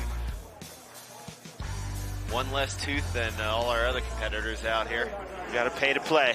That's absolutely true. Yeah, Carl Bosvet. First place in 2018, the first year here of Kings and Queens of Corbett. Second place last year behind Travis Rice. Yeah, you can tell the crowd down here at the bottom of 10 Sleep Bowl was stoked. They were really, really waiting and anticipating. So beautiful scenic shots out here. Look who that is. Mr. Rob Kingwell, a.k.a. Kinger. Yeah, Kinger. Big shout out to Yancey Caldwell flying a drone out there, getting some beautiful shots. But Rob Kingwell, Kinger was legend. He was just at the LBS at Mount Baker. Like, he literally hauled back on a flight last night.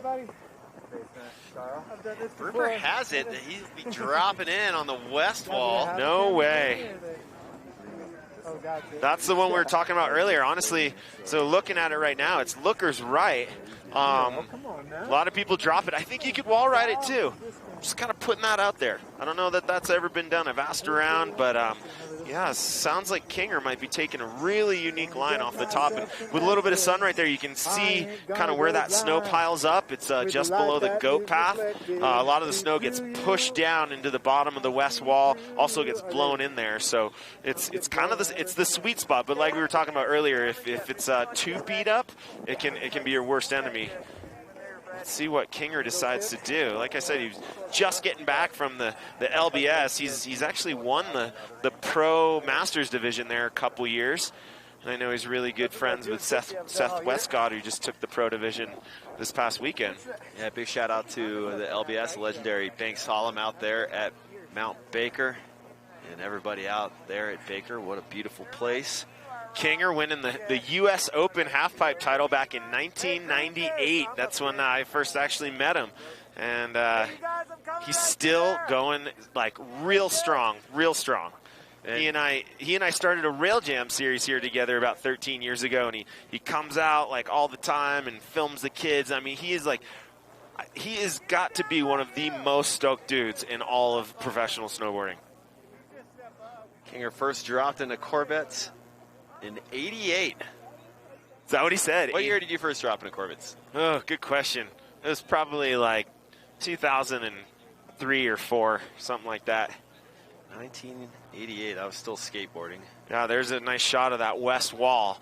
Again, first year, that's where Dr. Huck and stuff, Jeff Ledger, did that lawn dart off of it.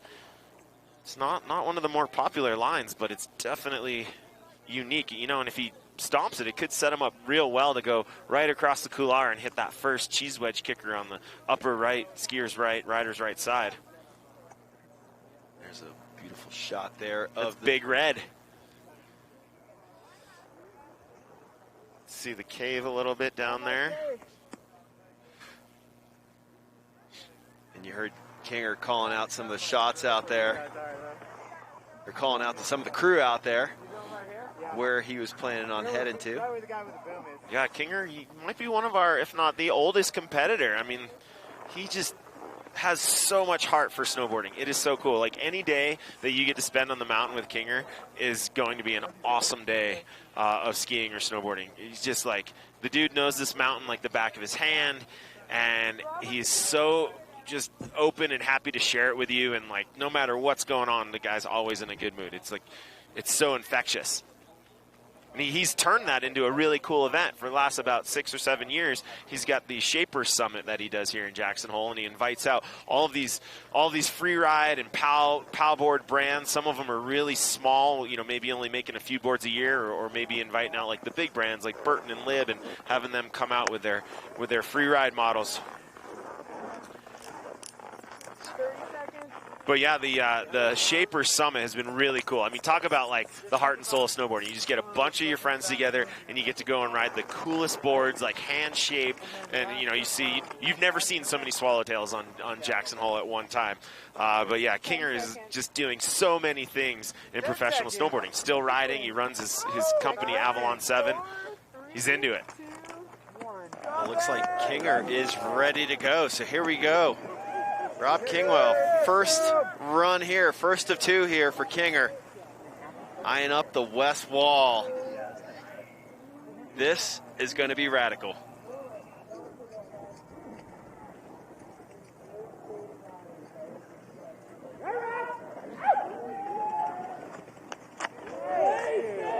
Kinger dropping the west wall, coming in hot, but able to shut it down in time for, it looks like, the first rider's right wedge.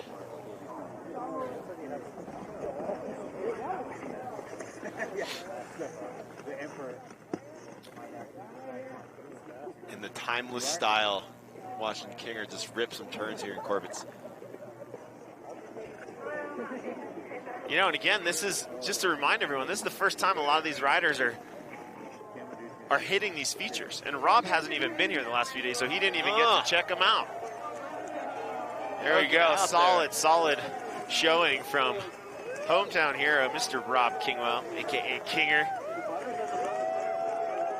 Definitely knocking on legend status in the snowboard world. Been doing it forever. What a G, Kinger. So stoked to have him out here in this 2020 edition of Kings and Queens of Corbet. And checking out the replay here on the entrance, up on the west wall. Yeah, so he kind of got west wall into the goat path. Pretty unique line right there.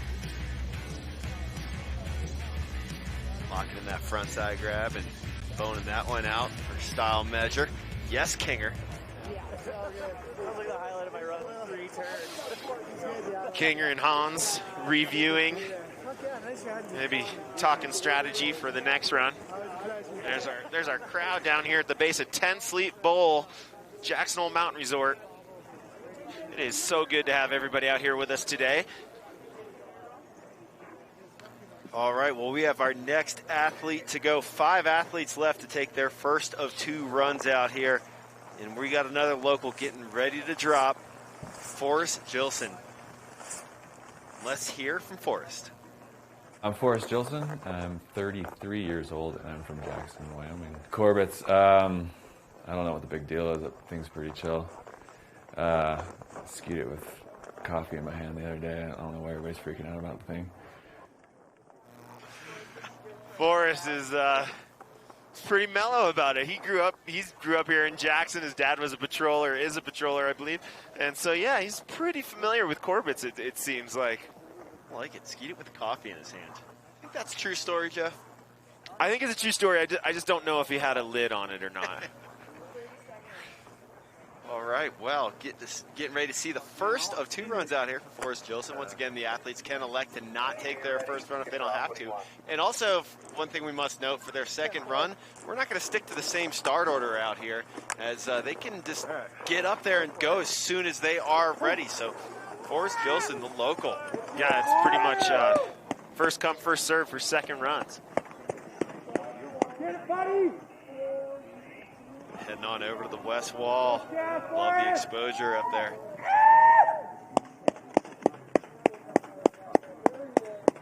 Peering on in. Oh, That's got to be a good feeling. Yeah, Forrest! Yes! Yes! Forrest Jilson catching a little of that rock there at the end. He kind of got the wall ride.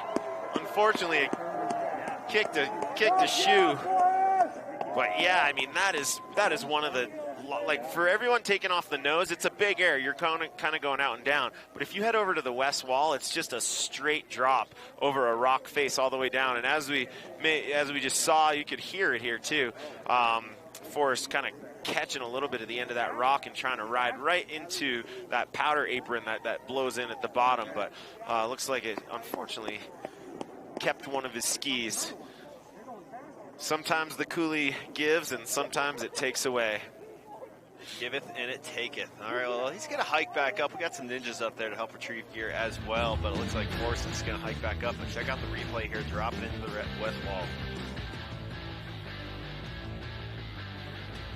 What do you think's on that? How's your math? How's your ski math on that height? You know, I try to be good at estimating, but I feel like I'm not the most accurate. But I'd say that was a good 40-foot free fall.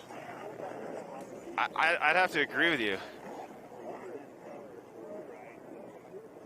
Back in the good old days, seemed like it was always a little overestimated if you're doing it yourself, but I mean, 40 feet, that's a 4-story building. Just jumping straight off the side of a 4-story building. Not for the faint of heart. All right, got his ski back on thanks to our ninjas out there on course, helping to retrieve any drop gear, but ripping some turns in and coming to the bottom here to the beautiful sunshine. It's nice and smooth over that last booter there, the local Forrest Jilson.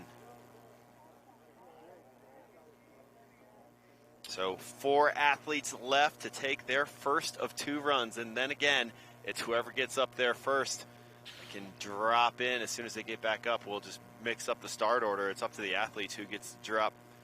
Yeah, we've got order next. We've got Grant Giller will be on deck here, followed by Sam Cooch, Ashley Babcock, and then Mikey Marone will round out our field of 24 athletes today.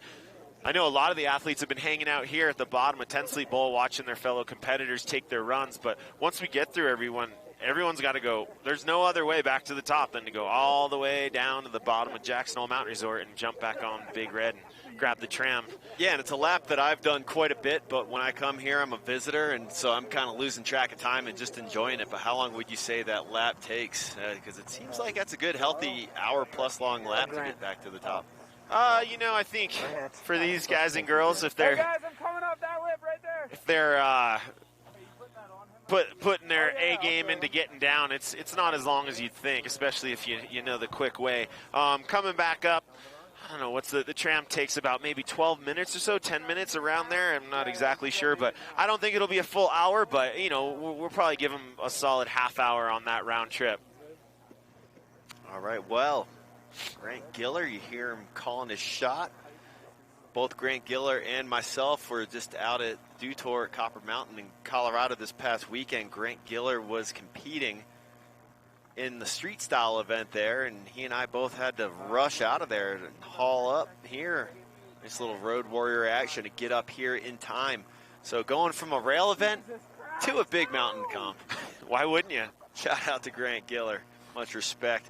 Grant just got his commercial pilot's license, so he can now fly around, and I was talking about that. What do we mean? He can fly people? He can fly me? Yeah, he's like, it's about $70 an hour to rent a small little plane. And here we go, Grant Giller dropping in for his first look here.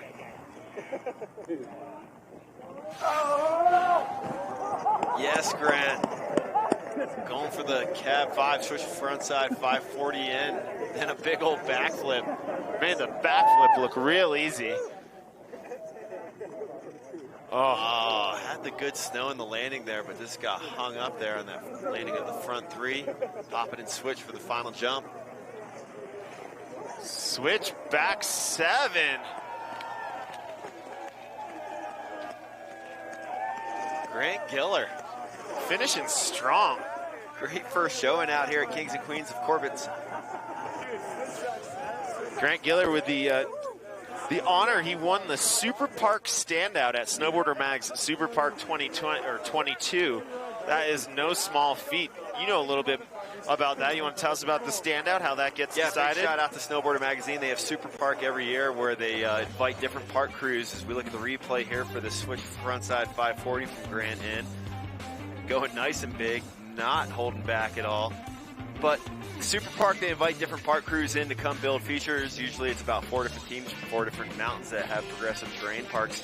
And then it's an invite-only event for a lot of the, you get a lot of legends there, but a lot of up-and-coming riders too. And the Standout Award is a rider judge, just like this event is rider judge. Standout is a rider judged award. So Grant, voted by his peers, as the standout of that event last year at Crystal Mountain. Cool.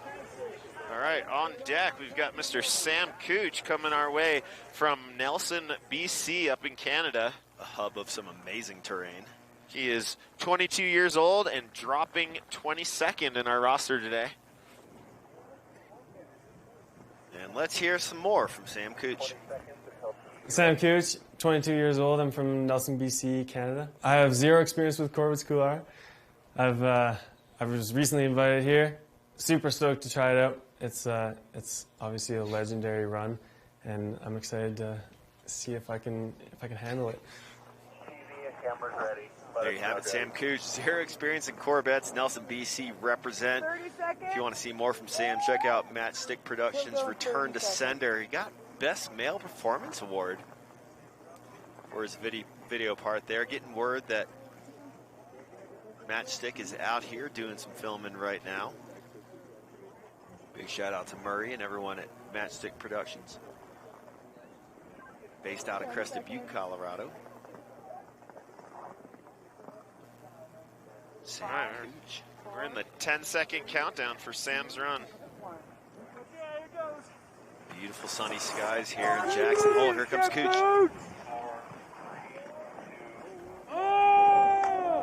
Oh my goodness. Oh. Cooch just getting hung up there on the landing. Coming back strong. What looked like, was that a double cork 10? Oh, at the top, yeah. At the top.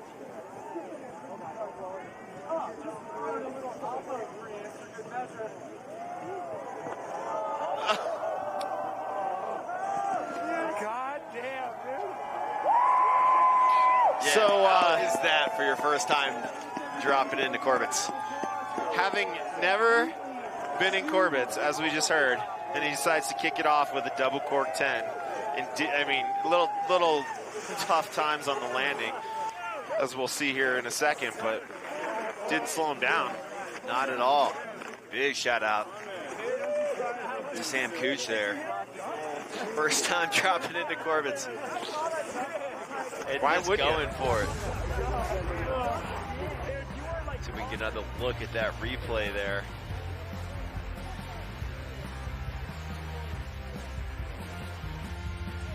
Looked like he kind of had it for a minute. I thought he was going to pull it out, but that second little zone after the go path got him pretty good. And that 540 is coming up a little shy, getting over that knuckle there, but he's stoked. You gotta love the energy from Sam Cooch there. Nelson, BC represent. The energy in general right now down here in Tensley Bowl is so amazing. It's really, really positive. 2 athletes left to go to take their first of 2 drops here into Corbets to see if they can be crowned as the king or queen of Corbets. And this is Ashley Babcock. Ashley Babcock, originally from Vail, Colorado. That's where she grew up. Now local here. She's a member of the patrol. I think that is absolutely amazing. She got a 3rd place finish out here last year. Yeah. Word that she's going to go over to the west wall for her drop in. Ashley, like you were just saying, 2 years, 2nd year on ski patrol here at Jackson Hole Mountain Resort, and this Corbet's Couloir is actually her route 4. So this is when she's up here patrolling, that's what she's doing the avalanche mitigation on, and so she's pretty familiar with Corbets. So I'd say that experience will lend helping her to find the nice soft land and a good transition here in the Corbets. Yep.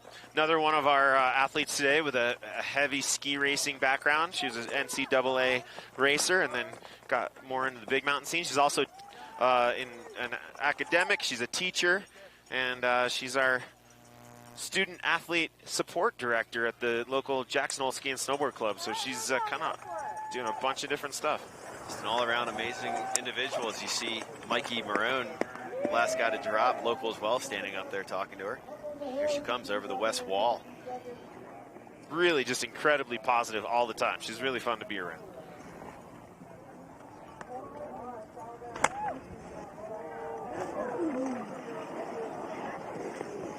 A little bit bucked. She was taking a similar line to what Rob Kingwell did, and then it looked like once she dropped off the west wall into the go path, she had a second bump and it grabbed her ski, but I think ski going right to her though. Came right back. An obedient ski. But much respect. What an amazing human being. Everything that she is involved in. She's claiming. Good time. She can hear the crowd down here intensely cheering for her.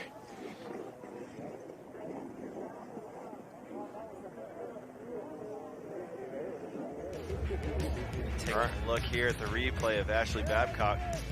And it looks like the go path just kind of threw her off a little bit there. Yeah, there was that second error that I don't think she was anticipating. You never know what the goat path's going to be, too. It's different every single year. Some years it's actually been pretty mellow relative to Corbett's. Oh, nice air there, and I love just the smooth skiing. You can tell she's very familiar with this Corbett's Couloir. What's she eyeing up here for us now, Jeff? Yeah, she's in a new zone for us today. We haven't seen any skiers or riders heading over to that zone. Kind of behind that rock buttress right now and popping out. And you know she's going to get the local love when she comes down here into the bottom corral. Oh, nice little nose butter 3 over the knuckle there.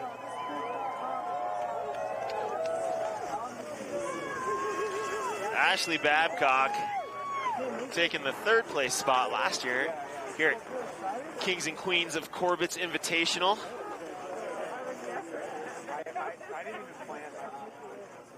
And then there was one. There was just one athlete left to drop. Mikey Moran, he got a 3rd place finish in 2018. He had a nice big backside 360 with a tail grab in that year. From Casper, Wyoming originally, but moved out here to Jackson Hole when he was 14. Yep. Had a chance to get a really fun run-in with him yesterday. Met up with one of my friends, locals, Anders Berling, and Mikey was riding with him and had a really good time following them down the mountain. It's always nice coming in and getting a local perspective and not having to think about where to go and just following them around some of the natural hits. Yeah, Mikey's kind of like flies under the radar. He's a really, really solid rider. Actually, I coached him for a little while when he was younger. He was on our snowboard team here in Jackson Hole, and just recently there was a little clip that got put out by Bluebird Wax on Willie's Instagram there, but then it got picked up by Snowboarder Mag with Mikey doing this really, really creative frontside tail tap on this tall standing pole and then turning it into a back 7. I'd never seen anything like it. So, yeah, I mean, I don't know if underrated's the word. Like, he's well known, but, you know, he's one of these guys, he's sort of a sleeper. And it's like everybody in Jackson knows that Mikey is a solid ripper and, you know, one of those guys that has not only all the tricks, but makes them look really good. So Mikey, the last one to drop, and you know we can talk about strategy a little bit right here with this one, Jeff. You know, what do you think? Is it better to go first or later on once you can size up the competition and see what the conditions are like, see how the snow's tossing everybody around? What are your thoughts on that? You know, I mean, from the rider's perspective, they're not necessarily seeing what everybody's hitting down here, so I would say that judging just simply from how our weather's been, and now we're getting a little bit more sun now, that might be a little bit of a pro if you're going later in the field right now. But we've got some, you know, plenty of light on the course, and I think I would imagine that the nerves at the front of the pack have got to be a little bit different than at the back, right? Like, it's been done. He's seen people taking off from different zones. You know, I'm sure he's been up there by the lip watching where they're going to go. He's got a good idea of what he's going to be doing. So, you know, that first drop, there's not a ton of space up there in between the west wall and the east rock, so that might be a little bit chewed up. But honestly, once you get past that, if you can hang on from that first drop, there's tons of options still and a lot of really good landings out there. And just from our perspective down here at the bottom, it looks like there's still plenty of good snow and plenty of good landings up there to be had. Just got to watch out for some of the bomb holes out there. But I'll tell you one thing about Mikey that really stood out for me. He came on my radar last year when I was here observing the event, and he had that, when you're looking up at the coulee, it was a hit to the looker's right, and he threw a huge, he's a goofy footer, so he's facing that west wall, if you will, of the lower part of the coulee, and he had a huge back three that he drifted so close to the wall, and I was talking about that yesterday. I was like, that blew my mind. I started following him on Insta immediately after that, and I was very impressed and just wanted to see what other kind of content he puts out there. Yeah, with the tail grab, right? Yeah, and he was telling me that he was trying to touch the wall, indeed. Really? Yes. I did not know that about him. Yeah. Looks like he's ready. Again, this is our 24th competitor, 24th athlete. This will round out our first runs, and so now we're going to start getting into, after Mikey, second runs. Here we go. Mikey Moran dropping. Oh, yes! With the double backflip into the back three, going massive. Oh! And a snow snake caught him. Yeah, he got him for a tomahawk, but regains himself. A little bit low for the crowd pleaser, but I don't think he needs that last jump to please the crowd. Wow, Mikey Moran waving to the crowd, getting some of these freshies down here before coming through the Red Bull Arch. Double backy. Have we seen a double backy? I don't think we've seen a double backy from a snowboarder yet, have we? Not today, and not to my recollection last year, or from the year before. Getting props from all the boys down here. Mikey Moran, the last one to go for his first of two runs. And I wonder what he got hung up there in the middle of the center of the cartwheel, but how about this double backy? Kind of poking it out. The Haldor Halgeson style.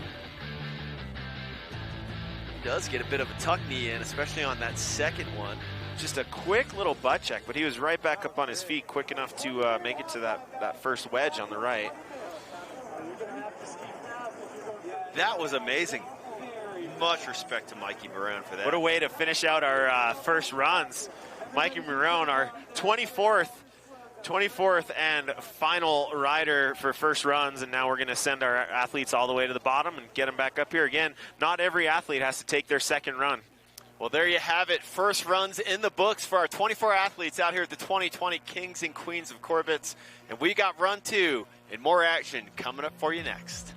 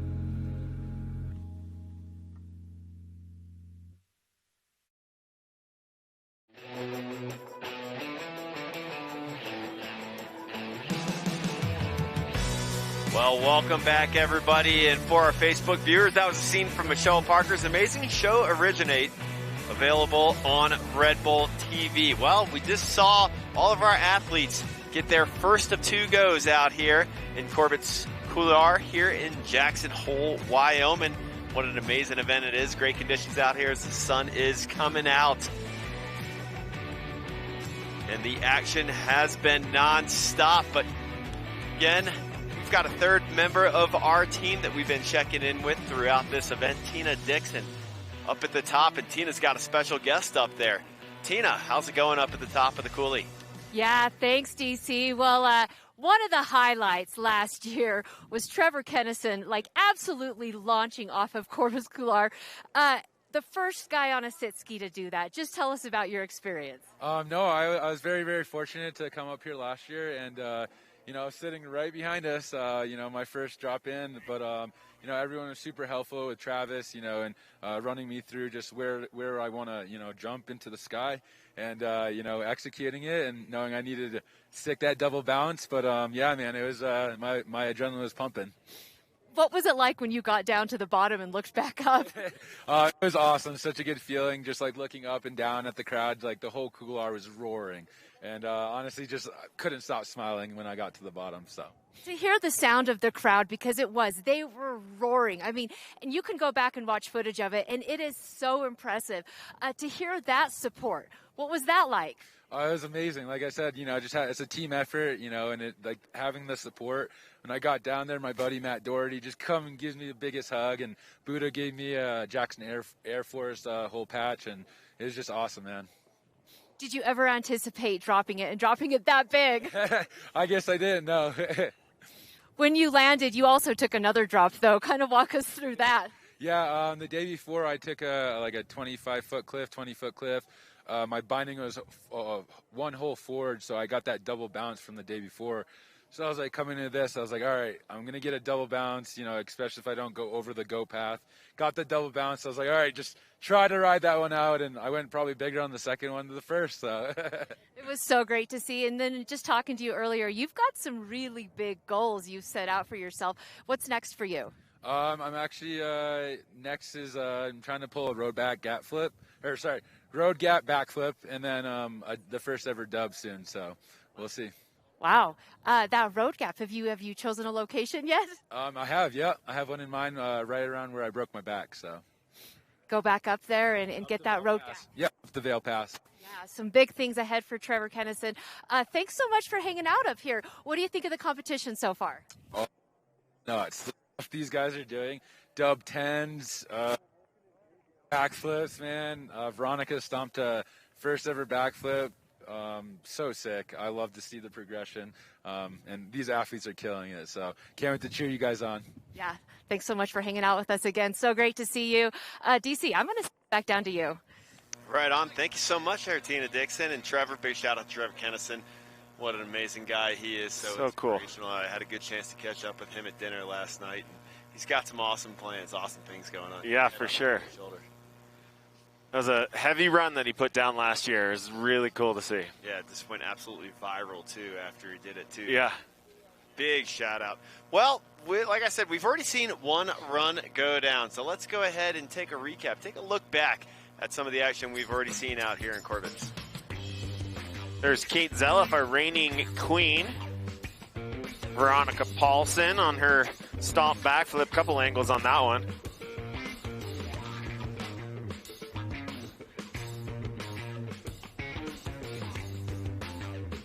Yeah, we've kind of seen the light go in and out, but nice and sunny out here. Looks like we've got double there.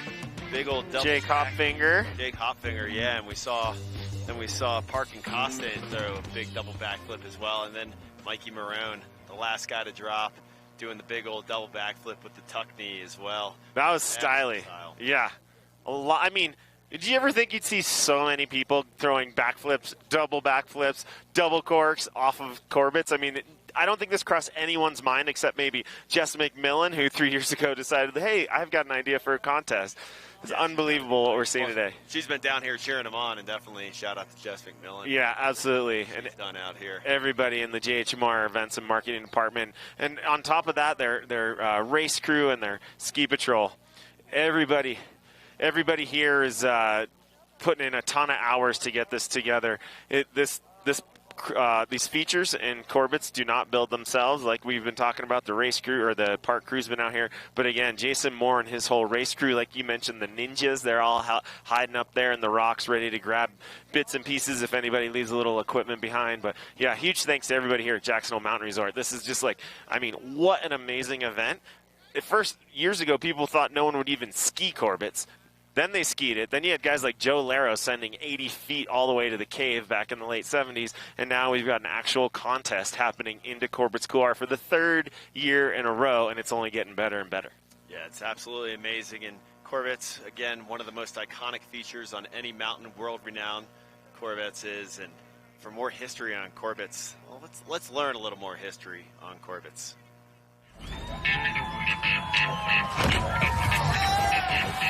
My name is Jess McMillan. I'm the Events and Partnership Manager at Jackson Hole Mountain Resort and a professional skier. We started dreaming of a competition at Jackson Hole Mountain Resort. We really thought, man, it would be so cool to have a competition in Corbett's. Corbett's as a venue is a perfect place. Corbett's is like a stadium because you can ski a really easy route around right to the bottom and look back up to it. Doug Coombs was always the king of Corbett's, and I really thought this would be a really neat way to honor Doug's spirit. As a female, well, shoot, we can't just have kings. If we're gonna have kings, we better have queens. So there it was, Kings and Queens of Corbett's. Jackson Hole invited top skiers and snowboarders from around the world to have this ultimate session. I really wanted to create an event that was for the athletes. So I wanted to put the judging in their hands. I didn't separate the athletes from male, female, or skier and snowboarder. It was everyone going at once. We needed a perfect venue. So we ended up closing Corbett's and let the snow pile in. There was a little bit of shaping done to enhance a couple features throughout the couloir. The fact that we get this opportunity to ski it in perfect conditions is outstanding. I don't usually do competitions, but this one seemed different with the whole athlete judge. They're building some jumps inside of Corbett's as well. I think the boys are going to get a bit mental, and I think the girls are going to push their boundaries, and I'm just really excited to be a part of it. The athlete judge component is awesome. It turns it more into a session or a photo shoot rather than a contest. I think it's pretty sick that everything's like skier snowboarder combined. I picked #1 today. Going on Thursday will be on the 1st February, which is also my birthday. So yeah, we'll see how this goes. First to drop. The morning of competition day, there was this incredible amount of energy. 25 athletes that know they're about to send it into Corbett's, standing at the top, just heads looking in, and then it got really, really quiet.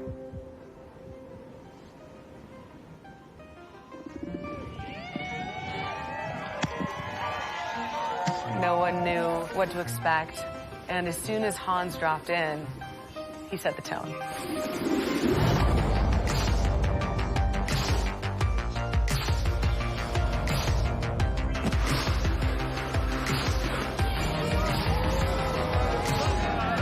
It was one of the most beautiful things I'd ever seen, and everyone knew that it was time to throw down.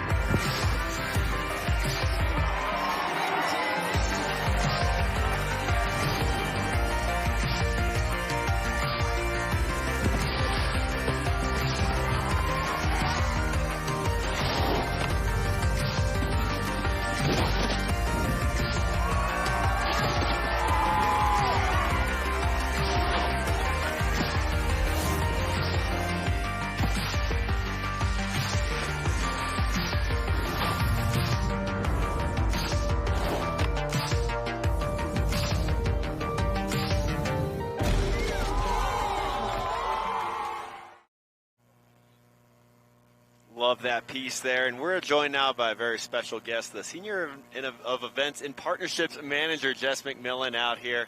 Jess, how you doing this morning? I'm speechless, really. I am doing absolutely incredible. We got the weather, we got the snow, and the athletes are throwing down. I mean, it couldn't be a better day here at Corbett's. How does it feel to see your dream child come to fruition a third year in a row? Gosh, I mean, to think about, drawing this out on a napkin and then to see it in year 3, it's really special. I don't know how else to say that. I mean, it's something that you envision, and without the athletes, without all of our partners, everything, it all came together, and it's just magic. And talking to you last night a little bit about the history of this event, you said this kind of came about over a couple beers one night. Yeah, I competed for a long time. And for me, I really wanted to create an event that was about the athletes, for the athletes, and let them decide, hey, this is what's rad in skiing and snowboarding. So, yeah, I had a few beers, did a little brainstorming, and here we are, Kings and Queens of Corbet's. I think it's really amazing, like the entry or the welcome speech you gave the other night at the athlete meeting about how much thought and effort goes into making this for and about the athletes. Like, it's so cool. A lot of contests are just about like putting on the contest and they're just the talent. But here it's for them to have fun. I mean, tell us a little more about that. For me, it's about bringing everyone together, men, women, skiers, snowboarders, and celebrating being in the mountains and kind of pushing the limits together. It's not, you won or you lost or anything like that. It's celebrating the sport and being in the mountains. So I was super bummed not to be on the athlete tram this morning to just get that whole vibe from them. Came up early, though. I was really happy to see a beautiful sunrise. One of the reasons why I really wanted to be on that tram as well was to hear your speech to the athletes. And last night you're talking about you weren't sure exactly what to say. How did that speech go out, and what did you tell the athletes coming up that athlete camp this morning? It went really well. I mean, what I told them is have a blast, support each other, high fives, hugs. Corbett's is one of the most special places in the world. You get this amazing energy and feeling in there, and enjoy it. Have fun. Yeah. Yeah, I'd say they're having a pretty darn good time out here. Yeah. Having fun is not a hard thing for them to accomplish. And it's legit, because this isn't like just some like corporate person decided to put on a contest. Jess was a competitor for years, 2-time world freeride champion. I mean, this comes from the heart of someone who has done this and wants to see it happen more. So it's truly a special event that you've put together. Well, thank you. Couldn't do it without the athletes. It's all about them. All right, well, let's talk about the athletes. First run, we just saw go down. We saw all 24 athletes get a first run in. Some of the standout moments from this first runs for you, Jess. I think for me, it's that very first drop. We talked with the athletes. Do we want someone to go in, test the snow, give a course report? And that's when I have the most anxiety. I'll remember every single first drop of Kings and Queens. Hans Mindrich, the very first one, watching him float into it. Today, Kate Zelliff just off the nose and stomping. I mean, that for me, it's that initial, okay, here we go. And talk about some of the other moments we saw. Well, down here when Veronica stomped that backflip, you were just over here to our right, and we heard you yelling like third time's the charm. You're super excited for her. Yeah, she's wanted that backflip so badly, and she's tried it the last 2 years, and she nailed it this year. That was insane. Watching her lay that out and put it right to her feet, it's beautiful. Do you have any sense of how you've been milling around? Any sense of how many of our athletes are going to take second runs? Have you talked to anyone about that? It sounds like most athletes do want to take a second run. Obviously, we're watching weather. My weatherman's been on the phone. It's going to be in and out a little bit, but so far, I think most people want to take a second run. Right on. Well, Jess McMillan, thank you so much, and it's a beautiful thing to see your dream come true here in the third year of Kings and Queens of Corbett's. And again, just thank you so much for everything that you have done and your whole staff out here. Yeah. Nice work. Congrats, Jess. Thanks. Cheers. All right. Well, we have already seen one run go down. One more run to go out here. And hearing Jess say that most athletes want to take their second run, that's exciting news. I'm stoked to hear that. I was hoping that we wouldn't have, half of them fall off and say I'm good. Well, we don't know exactly what's going to happen, but that is good news to hear that a lot of them really want to get back up there. And I mean, we know some of them still have some room to improve, so hopefully we'll see most of the field, if not all of them. Yeah, well, second runs coming your way. That means a lot more action coming your way here at the 2020 Kings and Queens of Corbett's.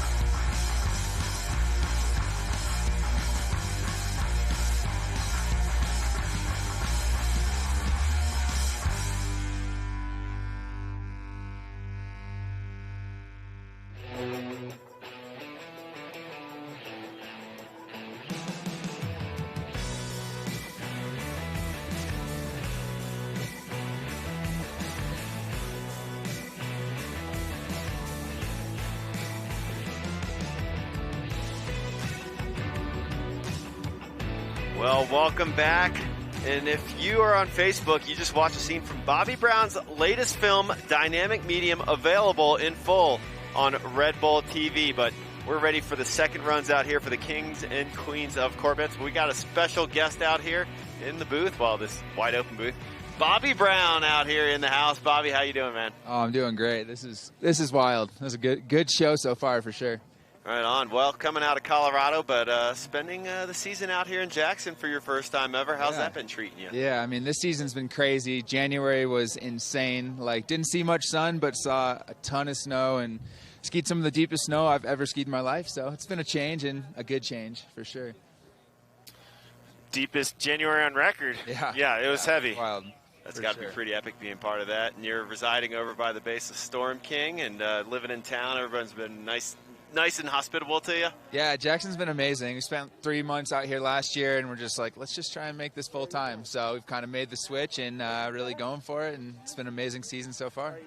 So is this your first time seeing Kings and Queens of Corbet go down? Were you out here last year? No, first time, and it's probably the gnarliest live event I've ever seen in my life. So I'm just blown away right now. I'm just like kind of tripping. Anything that's standing out from those first runs that you saw that you're... Sam Cooch going for the dub 10. I'd have to say that was the highlight for me, just because I went to the top and I saw the little kicker, and it's like 20 feet back from the takeoff. So dub 10 off like a 3-foot tall lip seems pretty gnarly. And then also Carl going for the 10, reverting, and then end up coming in switch and doing a switch cork 5 perfect off the left side. So, I mean, every single person is kind of just charging who's ever hitting that thing. It's pretty amazing. And you're such an accomplished slopestyle and big air athlete. So many accolades to your name. And I've seen you ski in the big mountains as well, and you absolutely rip out there. But would you ever think of throwing double corks into Corbets? You knew that question was coming. No, and like that's why I'm standing right here. So all the praise and respect to these guys doing it. I don't think my knees could handle it. So I'm just gonna be viewing this event. But it's been a fun watch so far. All right, well, let's go ahead and have a look at a teaser for your video project, Dynamic Medium, that you just had come out this year. And you had all the premieres for it earlier on in the season. And would really love to pick your brain more about that video project. But I think we're going to take a look here at a teaser for your video project, Dynamic Medium. Bobby Brown doesn't need an introduction. Yes, dude. The free skiing sensation searches for the ultimate line on skis around the globe. Together with his friends.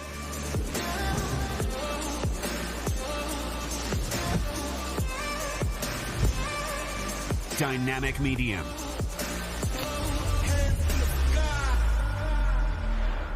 Yeah, such an amazing project there with Dynamic Medium. And how's the response been to that film? Yeah, that was fun. It was awesome. Yeah, I don't really know the response. Just kind of moved on to this next season, but everyone seemed excited about the project, and it was just a dream come true to be able to make our own movie. So. One thing I always like to ask friends whenever they're filming a project, I love the backstories. There's so many backstories to any film project out there. What were some of the highlights for making that movie? I mean, just being with my brother, and he shot the whole film and was really fundamental in that. And just skiing again. I didn't really hurt my knee super bad and didn't know I'd be back skiing at that level. So just felt good to be back in the mountains and going deeper and trying new zones. Love it. All right, Bobby, you mind hanging out for a couple minutes here? We got our athletes getting ready to drop here for their second of 2 runs, and it's going to be Sander Hadley dropping in first here. He got second place back in 2018.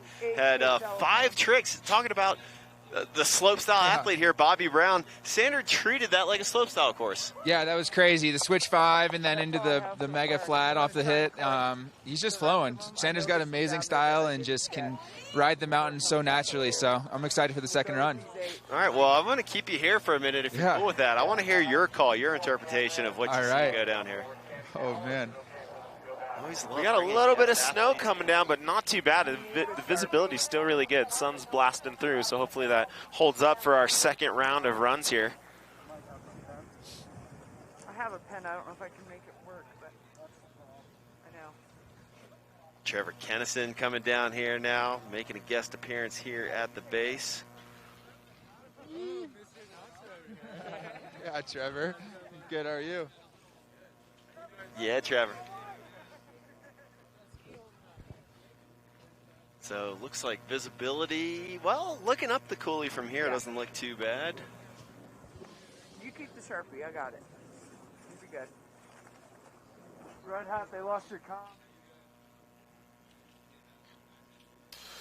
So again, these second runs are totally random order, just based on when our athletes got back up to the start. A lot of them hung around down here at the base in 10 Sleep Bowl, watching all their fellow competitors' runs. And so now we're getting them all back up at the top, and they'll be letting us know who's going to be dropping. I know, as we said, we've got Sander Hadley in the gate there, and then he'll be followed by Madison Blackley and then Zoe Vernon for our first three of the second run.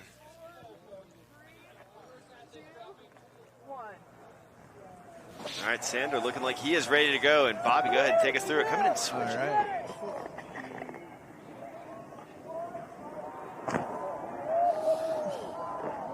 Oh, my God. Sander, huge switch 5 on the top. Coming in. Straight air, bolts. Just flowing. All right, coming in. Oh, he's going to boost this one. This bottom jump is for you. Woo! Oh, just goes down the road, Sev.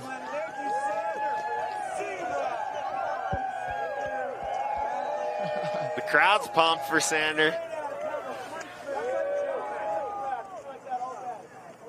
So Sander Hadley with his first run out here. He had 5 tricks in. Not as many this time around, but still a very impressive performance out there for Sander. Kind of all has everything to do with that first hit.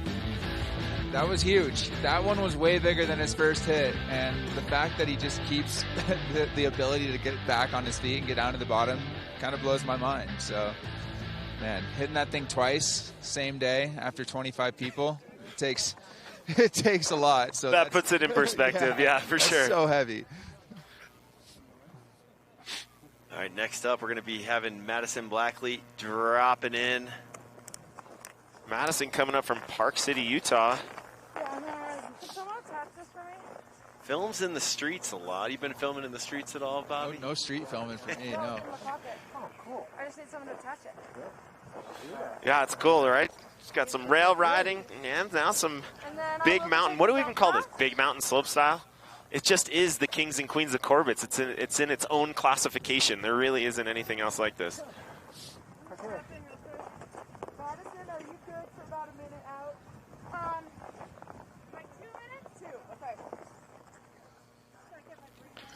Someone was teeing something up. So, Bobby, what's been one of your more memorable powder days out here in Jackson this year? I mean, the other day was crazy. I think it was Friday, and I just went out of the gates, and it was just like blower. Like, people would hit it, you'd hit a little popper, and you'd disappear over the head. And went out with Jossie, my brother, Colby Ward. Pretty amazing day out there for sure. Jossie Wells. Huh? Yeah, Jossie Wells, Tornado Wallace. All the boys are out here getting into the BC, so it's been a good time. I don't know if you know this, but Jackson's kind of a big deal. People like coming here.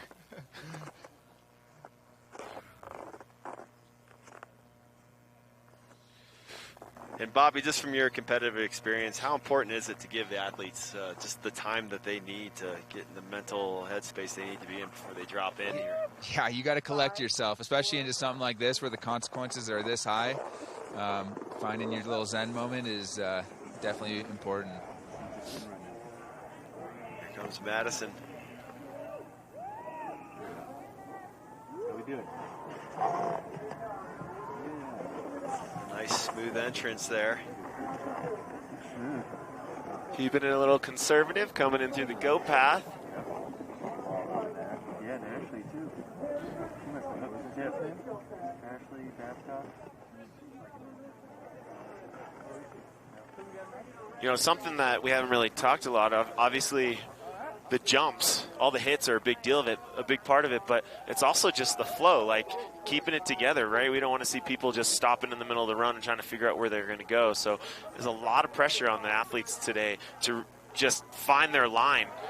Nice. Holding on to that front three. Madison Blackley finishing off with a nice frontside three on the crowd pleaser. Getting the reggae air horn at the finish. Bow, bow. When you know you've done a good job.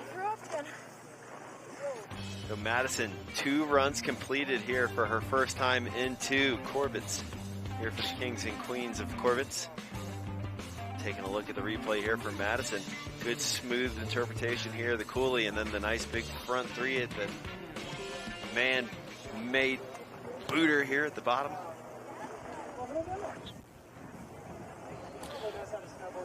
All right, we've got Zoe Vernon coming up next. 3rd of our 2nd runs here today at Kings and Queens of Corbet's Invitational. Can't just go out and qualify for this. Zoe Vernon coming out of Mount Baker, Washington. She's been doing a lot of bank slaloms. Yeah, and doing really well in them too.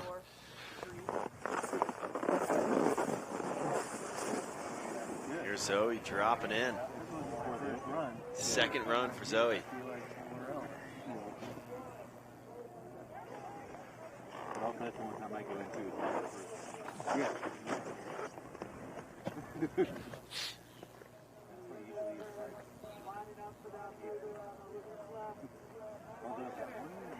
There we go. Zoe staying on her feet on that first rider's right wedge. Looked like she was getting a little method there. I think we're seeing a little bit more conservative runs here for some of our 2nd runs today. Got some nice pow turns there in the middle.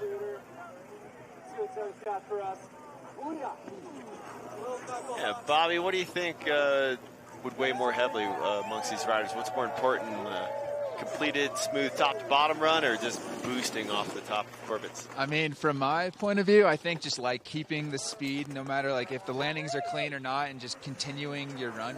I think to me that's the gnarliest. Like when I see the guys launch off the cornice, land, and like maybe it's a little sketchy, but still hold it together and make all the other features. Like that's the craziest stuff to me. And you know, like I said earlier, just like the flow of the whole run and the continuous speed and just the charging is like, I mean, I think that encompasses what this event's all about. So I don't know, it'll be interesting to see kind of what the results look like, but top to bottoms are always nice, but a little extra charge and some risk I think could go a long way.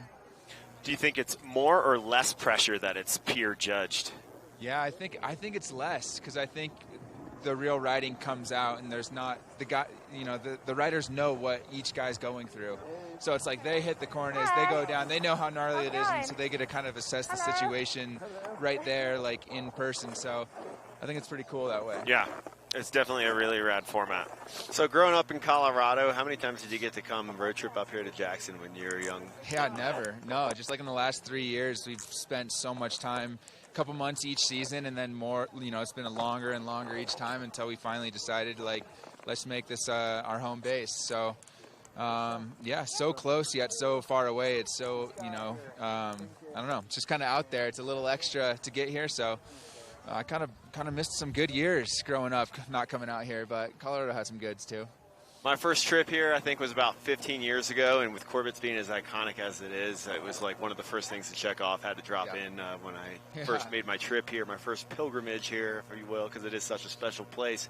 What about you coming here? When was your first time dropping into Corbett's? It was a couple years ago, but when you come up the tram and you see it for the first time, like, you just trip out, and you see, you know, all the sends that have happened in that, and it just blows your mind each time you kind of go up. And I've never really, you know, gone for it hard, so it's just, like I said, like I'm just tripping at how crazy everyone's going on this thing, and you know, I'm sitting here at the bottom just talking about it, but those guys, you know, are the real warriors today. It's pretty amazing.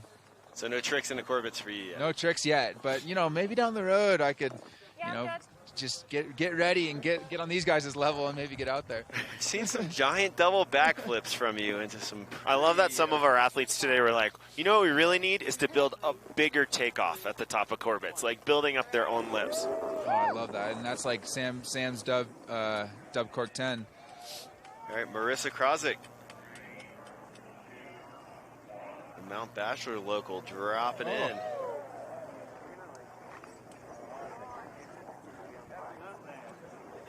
Going for the nice big drop, and yeah, that's she really hugged that left rider's left west wall.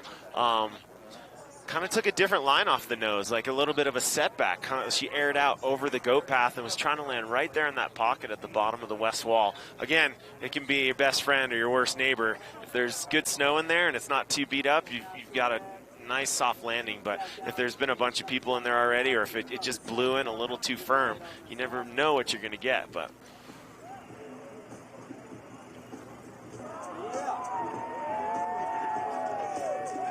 Marissa blasting over the final jump out here, and had Bobby Brown here in our booth, if you will, here at the base. Keep calling it a booth, but we are nice and open air. But Bobby, thank you so much for stopping by and catching up with us. Yeah. Appreciate it. Right on. Congrats on moving up here to Jackson, and continue to enjoy the rest of the season up here. Sounds good, guys. Cool. Good to see you. Right on. Thanks. Yeah, and make sure you guys definitely check out See ya. Take care. Dynamic Medium if you guys have not done so yet. You can catch it in full on Red Bull TV. So just seeing Marissa Krozak coming out of Oregon, Mount Bachelor. To be specific, her home mountain. Just there with the lovely town of Bend in its shadows.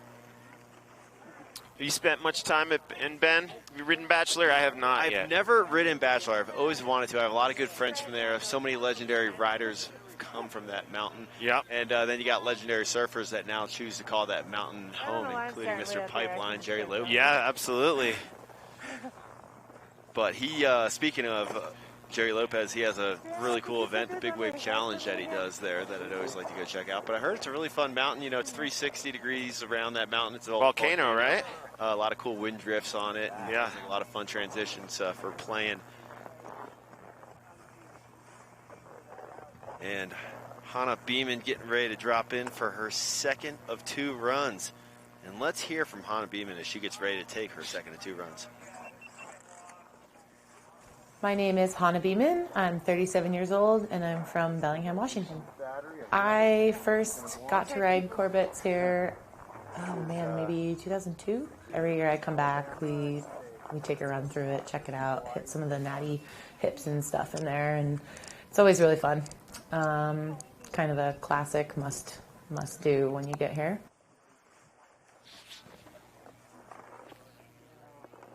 There you have some words from Hannah Beaman, living out in Bellingham, Washington now, selling real estate out there. It's about a little over an hour drive up to Mount Baker, where she calls home now, her home mountain, free riding mecca out there, just like this place. And yeah, gosh, it just blows me away every time I come here, looking around at the train and all the options. So you're so lucky to be able to call this place home, Jeff. In 20 plus years, there's still pockets on this mountain that I haven't ridden to. It's not that I don't want to go find them. It's just there's so many other things that you get drawn to. You know, you get kind of in your little routine. But yeah, Hannah is a very familiar face here in Jackson. She comes out literally every winter. She's good buddies with Travis and done some filming with him. And as we know, she's been a familiar face here at Kings and Queens the last 2 years. Ending up on the podium both years, third in 2018 and second last year. Yeah, what a diverse athlete field we have out here. Just the backgrounds of all these athletes. Hannah alone, we could spend an hour of this show talking about her background and all her accomplishments. But we got patrollers, people involved in the local shredding community. World champions, Olympians, teacher. She's also the patroller. A real estate agent. A real estate agent. Pilots. It's such a diverse field. I love it. So many Jibbers. individuals. Here we go. Hannah Beaman dropping in.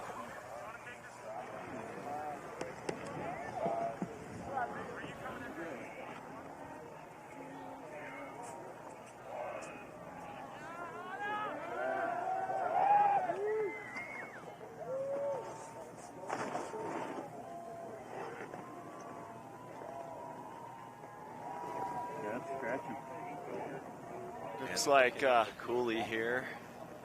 Hannah. There you go. Cruising down. Kind of hard to get visibility from our perspective up here right now. She had a backside 3 off that first wedge. Looked like she went for a little bit more of a conservative line in. Took the go path. Nice. up and over that second rock. It is a little bit tougher visibility right now, for sure. Coming here into the final booter. Getting that mute grab in. Boning that one out. Hannah Beaman, a student of style, knows how to do it right. And her second of 2 goes. And awesome having Hannah Beaman out here. Total legend in the snowboard world for sure. Yeah, working on, what, 20-plus years of pro career, coming from the X Games, transitioning more into the backcountry filming career, and doing really well with it. So taking a look here at the replay. Replay, the mute grab on the crowd pleaser.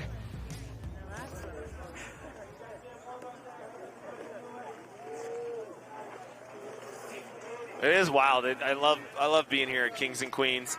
It is such a big production. All right, next up, getting where we're going to have Carl Fosfet, who was your winner back in 2018. Second place finish last year. He wasn't the king last year. It was Travis Rice who was awarded that crown. But Crazy Carl. Crazy Carl. One less tooth this year, it looks like. As you were saying earlier, you got to pay the dues sometimes. That is a given.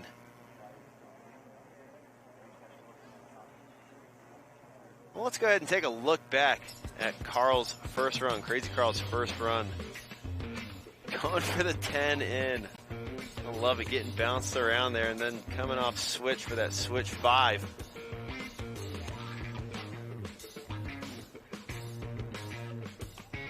Visibility a little better for Carl on his first go, as we've got a little bit of snow coming in here. A nice 720 there from Carl. Got some sun on the course earlier. Yeah, a little, like, we're still getting some sun, but it's pushing through. It's pushing through a little bit of a snow squall here, so it'll be interesting to see if Crazy Carl decides to send off the nose as big as he did in the last run. Something tells me that he's going to. He doesn't seem like the kind of guy that likes to hold back. So getting some maintenance up there on the takeoff. And that's what these athletes were encouraged to do, to come out here this morning and shape those takeoffs however they see fit. Love that DIY aspect out here for Kings and Queens of Corbett. Yeah, it really puts a lot on the athletes, or for the athletes. If they want a new lip, a different lip, go for it. Set it up the way you want. I mean, if they had a vision, if their vision is to go double backy into Corbett's, who are we to stand in their way? Let them build that lip. Do you ever get a chance to watch Red Bull Rampage? I've seen it, yeah. It's wild. And I'll get back to more on that with the DIY aspect. But the third member of our team, who is such a trooper, hanging out at the top in the elements, Tina Dixon. Tina, what's happening up there? Oh, yeah, well, the athletes are getting ready for their second runs, and it's really about redemption for a lot of them. Carl, you can see again behind me, he's working on his takeoff. Carl, you know, he did that massive 1080, but didn't get the landing he wanted. He wanted to land forward. He kept doing the run. He kept going, but he definitely wants some redemption. Some other names up here, Tim Dershey, Cooper Branham. So there's some other big names up here looking for some redemption in that second run. And also I took a peek over the nose, still some pockets. So some pockets to be landed in, and then, of course, those fresh powder turns at the bottom, DC. Thanks, Tina. Tina, who would you say is one of the more colorful characters that you've seen up there at the top? Who's kind of taking the charge of keeping the mood light up there and joking around the most? Grant Giller. Yeah, a lot of the snowboard, Cam Fitzpatrick. Yeah, they're just, you know, they've been practicing their speeds and warming up to the lips. But, yeah, they're all having a good time up here for sure. Tina, how excited are you to get back to the Continuum later this afternoon and try out the hot tub there? What? I'm warm. What are you talking about? It's nice and toasty up here. Right on, Tina. Thank you so much, and definitely continue to stay warm up there. Tina, it's always a pleasure having her on hand. Thanks, Tina. Sideline reporter for the whole action sports world. She's been on her hustle. She was just out in Hawaii like 2 weeks ago for the Vulcan Pipe Pro out there. So. Right. And then you guys were just in Copper for Dew together, right? Yep, yeah. So I don't know if she knows what time zone she's in right now. Oh, getting word that Rylan Bell is dropping in right now. And, well, that's Grant Giller that you just saw doing a slip there. So getting word that it's actually going to be Rylan Bell dropping in because I think Crazy Carl's still working on his takeoff. And, again, just to stress to you guys, first run we had an order, an athlete start sheet that these athletes were going to be dropping in. This second run, it's pretty much a free-for-all up there. It's whoever gets up there and is ready to go. And they don't have to take their second run if they don't want to as well. Rylan giving the sign. It looks like he's getting close to being ready. He looks pretty calm, cool, and collected. I get the sense that once they've done it once, it's still it's scary, but a little bit easier to put yourself into it than it was the first time. All right, here we go. Rylan Bell looking like he is dropping in.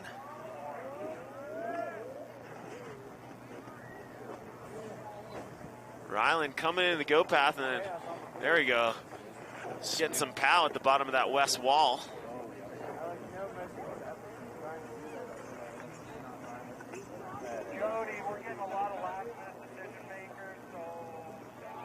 He's getting that back three in again. Kind of going across court there. That was a little bit of a fresh line. People haven't been shredding that apron at the bottom of the cliffs right there. Nice frontside three. A little bit of a buck. And opted not to air in, taking that go path in, but it was very smooth navigation of that go path as he had a nice fluid line in, getting the high five from Jess McMillan here at the base area. Yeah, it's got to be cool. I mean, just getting back to Jess McMillan, right? I mean, sitting around one night having a couple pops and thinking, wow, what if we did a contest in the Corbets? And then here we are, third year of Kings and Queens of Corbet's Invitational. Really impressive that she made that dream come to fruition, and it's a really big production here. I've heard we've got over 60 people or something just working on the GoPro crew. Or the Red Bull crew. Big shout out to everybody out here, all the behind the scenes production staff coming out, putting it down in these elements. This morning when we got up here, the cameramen were all geared up, bundled up, getting ready to head out there, and they're perched up on top in some precarious positions. So next up, could she get the three-peat this year? This is going to be Kate Zelliff. Originally hailing out of New Hampshire. New Hampshire? We used to call ourselves, well, the Dirt Crew, so I guess that makes her a Dirt. She's one of us. So Jackson Hole local now. Your time queen of Corbets here, and it's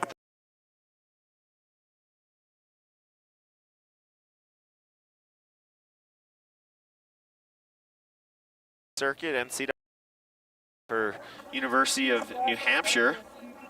And then, like so many of us New Englanders do, jumped on that Underground Railroad. And quite a few people from out here in Jackson, and which is good. We got that nice, gritty New England personalities out here. It's good to have some of that piece of home. Yeah, when your stomping grounds are on the ice coast, you know, you get that edge control. You learn how to control your equipment. You get out here to some soft conditions. Absolutely. Yeah. I can do this. Grow up learning how to huck your tricks and on the East Coast parks, and it's like, wait a minute. Jackson Hole has softer landings? All right, I might stick around for a year or 20. All right, so getting word that Kate is taking a shorter run in, which we can interpret into what, Jeff? Well, I think she had a pretty solid.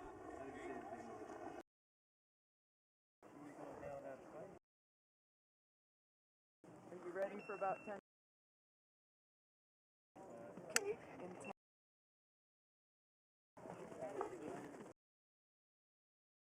Five, four. All right, one. Dropping in.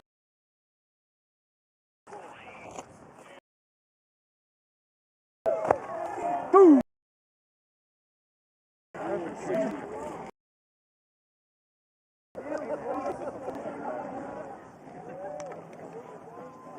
Keep going up like that. Keep going up like that.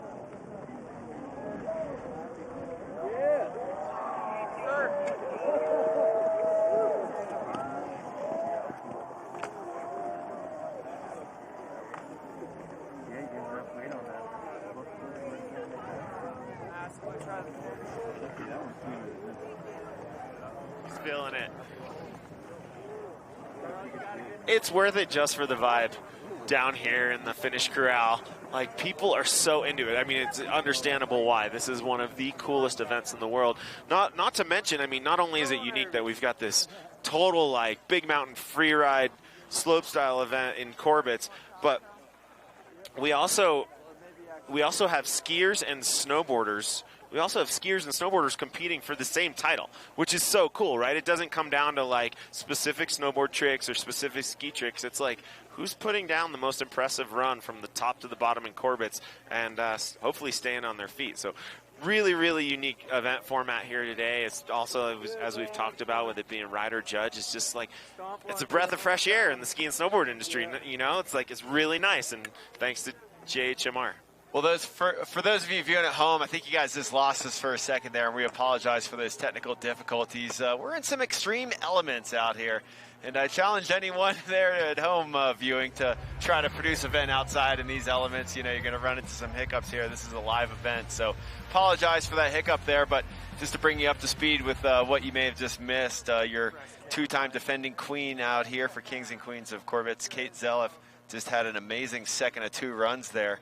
And really impressed us, especially not only with the control and speed that she approached her line here, but coming in so hot into that final booter and landing way at the bottom of the landing. So much props, Kate Zelliff, who you have a magazine with her on the cover of. Oh, I do, yeah. Kate Zelliff, she's actually on the 2020 Jackson Hole Dining Guide. It's not even a ski mag. There she is presenting some food. So this mag is produced by the same people who produced the Jackson Hole skier, Wade McCoy and all those guys. So yeah, it's cool to see Kate. Oh, here we go. Let's share that with the camera. Oh yeah, you got the mags?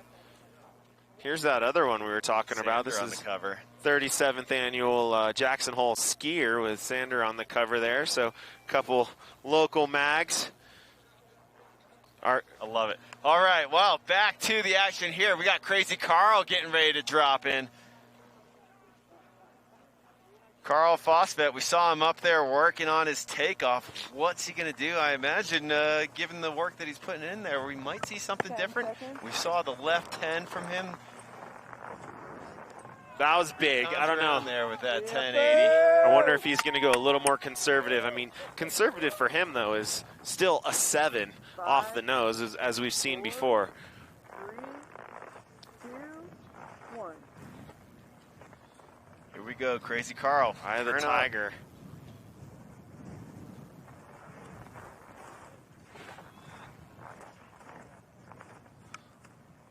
Taking a few steps up higher.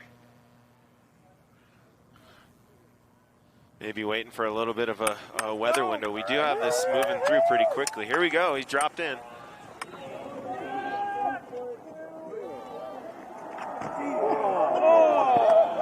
Going for the left hand again, losing a ski. Crazy Carl living up to the namesake there.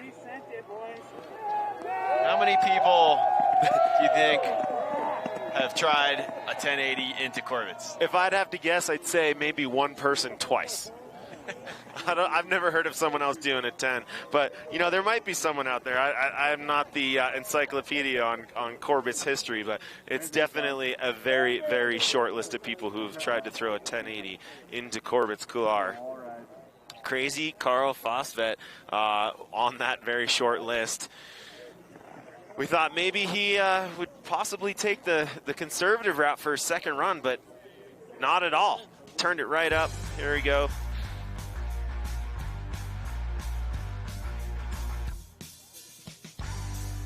Got it around clean. It's just a bit of a chewed up landing at this point in the day. Yeah, reaching back for that tail grab as well. Good to see him getting the blunt there on that left 10. Unfortunately losing a ski. We got our ninjas up there to help retrieve equipment though. Big shout out to the ninjas. There's some cave ninjas up there too. I think there's gonna be like 5 cave ninjas in that. 5 cave ninjas. It's a pretty big cave up there. The old Coombs Cave. It's a fun little place to hang out. It's part of the reward if you are willing to drop into Corbett's, whether it's via the goat path or air in. once you get in, it's a little bit of a reward. You get to take that hard left and hang out in the cave, and then getting out of the cave is fun too. It's like another drop right back into the gut of the coulee. Good spot for a party in that cave. You could throw a party in the cave for sure.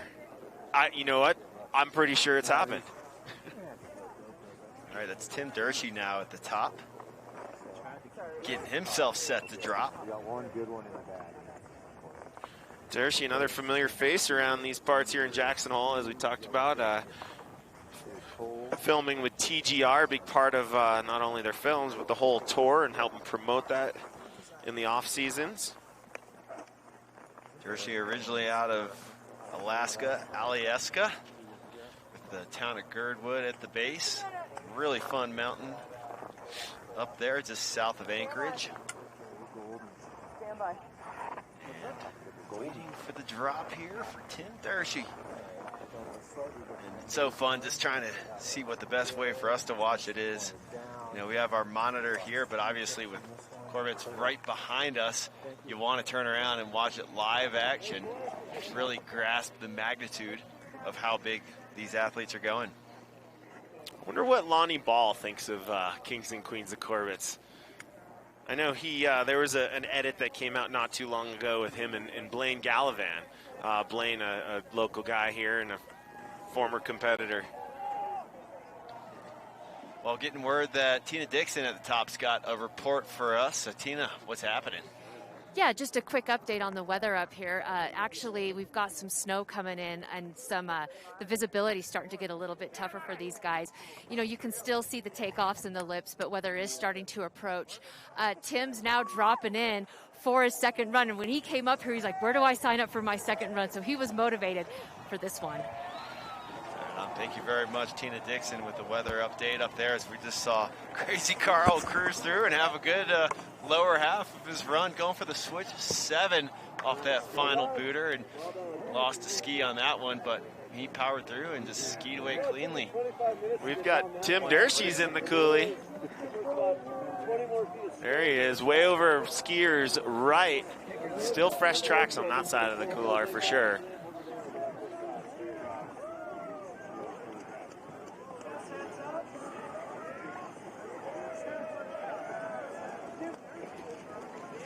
Tim Dershey coming over the final crowd pleaser.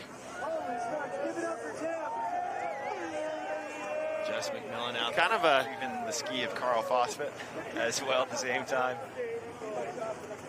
Tim had a cool line there. He kind of cut back and forth, went first hard skiers right, way farther than most of the field's been going, and then went all the way back skiers left and kind of got that cross-court pop off the second bottom cliff there. So.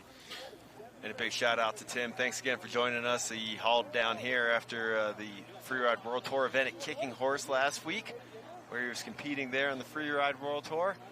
And yeah, Tim, what an animal. All right, next to drop, we are going to see Jake Hopfinger, who had the double backflip on his first go out here. This is his first time competing out here at Kings and Queens of Corbett. Originally out of upstate New York, now Bozeman, Montana, his hometown, just north of Big Sky.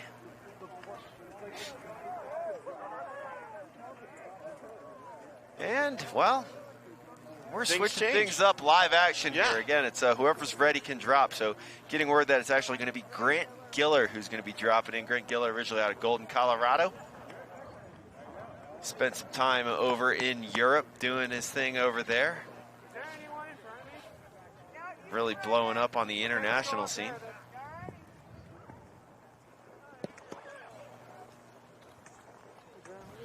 So again, with this second run, there is no specific start order that we got to stick with. First run there was, which again was really cool the way they determined the start order. It was a complete lottery where the total lottery. Pick the ping pong ball, and you were there for that. They could have just thrown some names in a hat, but no. They went out and got like the real deal lotto mixer up or whatever you want to call it. It made the athlete party the other night really fun. Cool component. Grant Giller, they're asking, is this line still there? Yeah, I drew some lines. So, yeah, you know, common practice whenever you're out there filming or riding out in the backcountry. You know, you want to draw a line and kind of get a visual reference for your takeoff trajectory. Yeah, as soon as they step back from that lip, it's totally blind. They got to just trust their gut and hope that that line that they drew or the memory that they have of the takeoff is where they're going to go. And, you know, the couloir obviously opens up quite a bit after the nose and the west wall there, but in that first zone, it's pretty tight. And, you know, we've seen quite a few of the athletes, the competitors, landing, you know, real close to the bottom of that west wall, which is a gamble because it's like that's where the good snow is, but it's also you're landing high speed, coming 30, 40, sometimes 50 feet out of the air and right at the bottom of the wall. So a lot of strategery going into figuring out where they want to land. Why is everybody Yeah, and it's crazy when you have a pinpoint landing like that, where you're landing so close to a rock wall or something like that, and the landing is blind because you're not seeing the landing when you're coming off of until you're coming off of that lip there of the cornice. And those rocks look a lot closer than what you're probably landing, or as close as you are landing to them, but all of a sudden those come into view. And Grant Giller, yeah, possibly looking to land over there by that west wall. So big shout outs to Grant Giller once again. Just, what was it, 2 nights ago?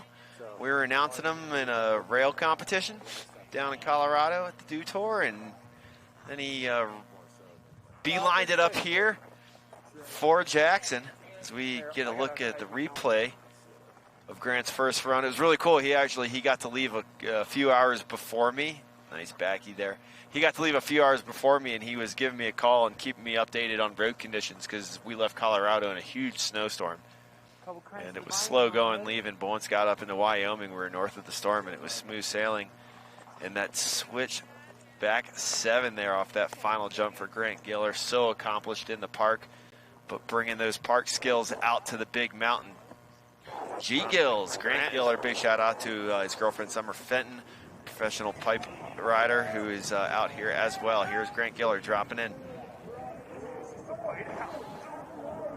Going for the big front 3, and yeah, landing over by that west wall. Kind of lost him there in the snow. But just a nice backside shifty. Good little hip off that rock.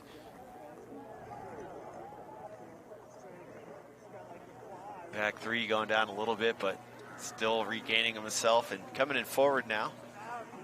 Into the final jump with the big old freedom flip for us at the end. Always a crowd pleaser. Laying it out. What'd you call it, the freedom flip? Yeah, just a good friend of mine who used to throw those laid out backflips and yell freedom kind of. I like it. Mel Gibson style. I wonder what's our tally on backies today. We've got quite a few. And if you count the doubles, it really bumps up the backflip tally. A lot of upside downness going on today at Kings and Queens of Corbet here in Jackson Hole, Wyoming, at the top of beautiful Jackson Hole Mountain Resort. So looking at the replay there for Grant Giller, and yeah, going for that front 3 in, trying to find that good snow and that good landing over there by the west wall, and just kind of got bounced off his landing there. But big shout out to Grant Giller, first time competing out here at Kings and Queens of Corbet. Got a shot back up there at the top. I think we've got potentially Jake Hopfinger somewhere on deck, maybe next. Jake's first run definitely set the bar high with that double backflip, riding away pretty clean. So Jeff Moran, I got to ask you, 21 years of living here, if anyone was going to come to visit Jackson, who is one of the most legendary tour guides they could have of this mountain? Well, I mean, you know, everybody's got their favorite spots and their places to go, but I'd have to say that if you were going to come here and you could have your pick of the litter, I mean, there's the big names like Travis and Gooch and those guys, but someone who really, really knows this place is Mr. Lance Pittman. Yeah. Growing up here in Jackson, I mean, one of the guys that, you know, Travis attributes as one of his big influences, but yeah, Lance is still got it. He's been a coach at the Jackson Hole Ski and Snowboard Club for a bunch of years now, doing a little bit less of that now, but Lance is really, really fun. If you could get like maybe Lance and Kinger together and have them tour year round, that'd be a fun day for sure. Team. Well, looking at the screen here, we're seeing replays from Jake Hopfinger's first run. Again, that double backflip in, so nasty. Originally out of upstate New York, About 30 seconds. making the move out to Montana.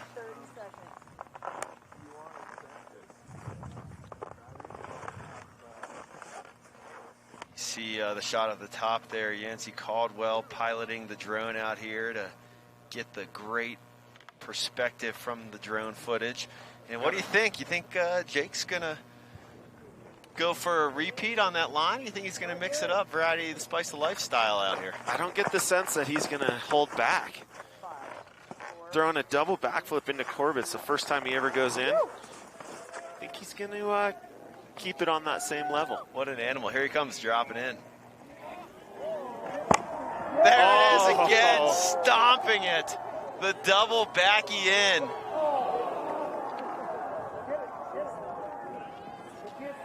And Hopfinger is up after taking a tumble. Yeah, not holding back whatsoever. Another solid stomp on that huge double backy. And there's a big left three on the crowd pleaser. And it's working. We can hear him right behind us. Drifting that left three at the end, but Hopfinger 2 for 2 with the double backy into Corbet's. What an animal. All right, let's enjoy this replay. Wow, there's that lip that they built up. I believe Parkin and he were talking about building that lip to make sure they could get the double around. That's a little milky up there. He didn't take too many speed checks before going right into that top right wedge. Rider's right. And we are getting some wind gusts down here at the base just to keep you informed with what the weather's doing out here. And next up, we're going to be seeing Cooper Branham. So we've had about 11, looks like we've had 11 riders take their second run so far. Cooper will be number 12. Okay, but yeah, that's fine. These are all cutaways anyway, but if you want to put your hands up there. Which, if all of our athletes decide to take a second run, that'll put us about halfway through the field. And for more info, a little background insight into Cooper, let's go ahead and hear from Cooper Branham. Hi, I'm Cooper Branham. I'm 22 years old. I'm originally from Gig Harbor, Washington. My experience with Corbet's Couloir is pretty light. I've only been in the Couloir once before, but I've always looked at this event and always wanted to hit features like this in there, and it's a pretty unique experience, so definitely excited. Give me 30. And Cooper Branham now residing in Crested Butte, Colorado there in the shadows of the Elk Mountains. So I'll just yell it out. Yeah, Cooper, we were talking about this earlier. He's starting to show face here in Jackson a little bit more and more. He's been riding with Cam Fitzpatrick and that whole crew doing their own film project this year. Last year it was just a kind of more of a social media thing, and now they're actually going for it, and Cam tells me they're going to try and put out a film for next year. So Cooper, you'll see Cooper in that. Right. This is us in. Well, I'd imagine the crew from Satellite Board Shop in Boulder tuning in for this, one of Cooper's sponsors out here. A nice big cab 5 in.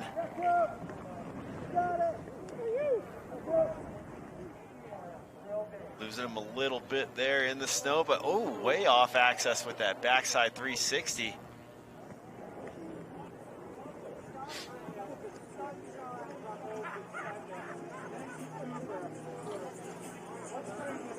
Cooper keeping his speed.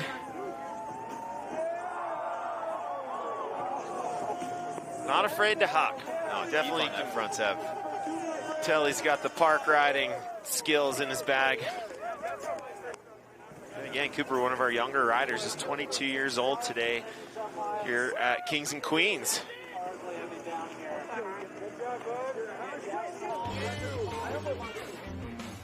There's that switch frontside 540, aka the cab 540. Big shout out to Steve Caballero, legendary skateboarder for that terminology.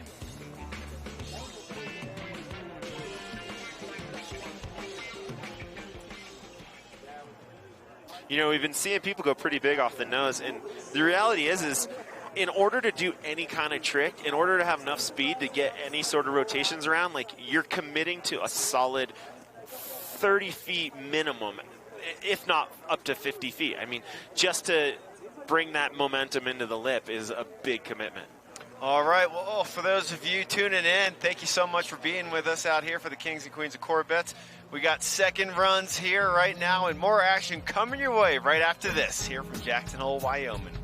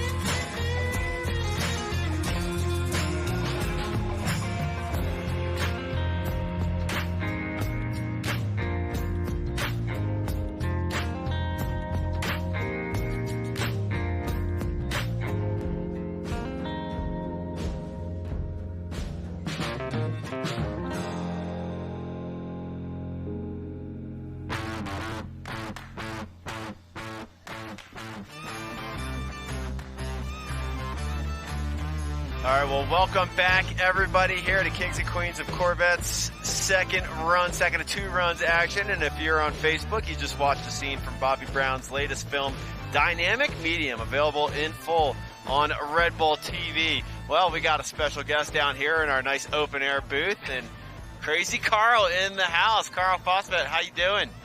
Doing great, and heard you mention Bobby Brown, Dynamic Medium. That movie kicks ass, so definitely check that one out. A lot of big sense from our boy Bobby, and man, that guy knows how to go big. Well, you just had two runs out here, so your work is done for the day out here.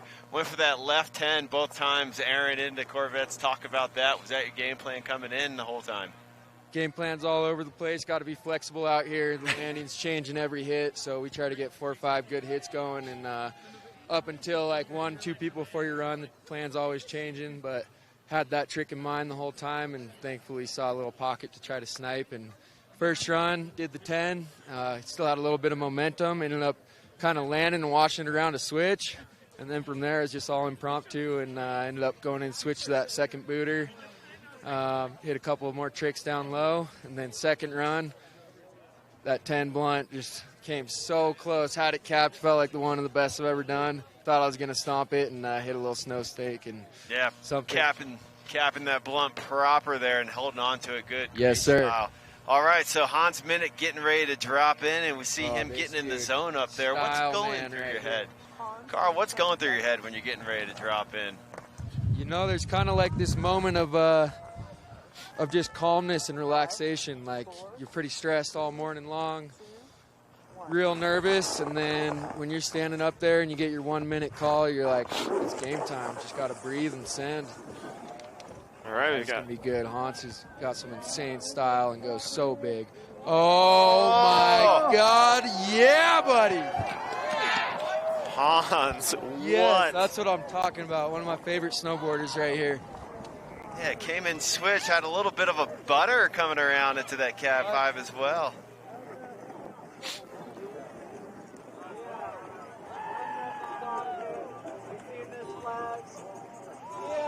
The double shifty. Hans Minnick.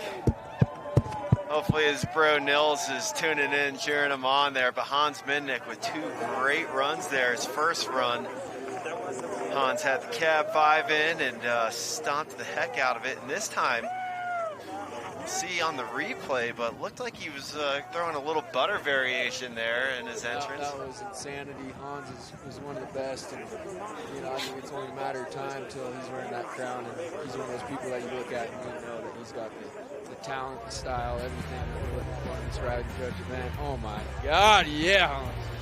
That was wild. We saw that butter off the lip last year with Blaine Gallivan, but year 1. Oh, year 1. Yep. Yeah, and that's a hard thing with the butter. He's setting it slow enough because you got so much fallout. You don't see butters that often, and it takes a true Jedi to be able to pull it off like that. Yeah. Now I can watch a replay of that of Hans multiple times. All right, next up, we're going to be seeing the local boy, Cam Fitzpatrick, getting ready to drop. Jackson Hole local, born and raised here. Check him out in Travis Rice's project 4th phase that he got a guest appearance in. Carlos Fosfet down here, hyping up Hans, giving him props where it's due. Yeah, Hans.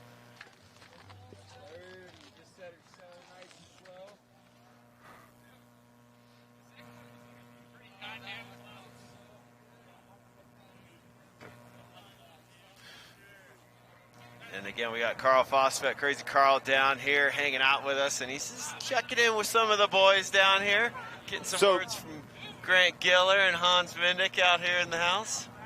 Hans, what's up? Well done, dude. Good to see you. Good to see you as well, Hans. Good stuff up there, buddy. 2 great runs there. I don't have a sticky. I'm used to using my gloves. Oh, that's right. Yeah. How do you feel about your runs? I feel decent. I mean, to me, like, just riding away is momentous, I feel like, in events like these. So, like, this course definitely had a bit more of, like, a hold-it-together challenge towards the bottom, where, like, the top was pretty duffy, and if you got through, it was like, all right, keep it together, and then, like, I was kind of just stoked to get to the bottom both times, really.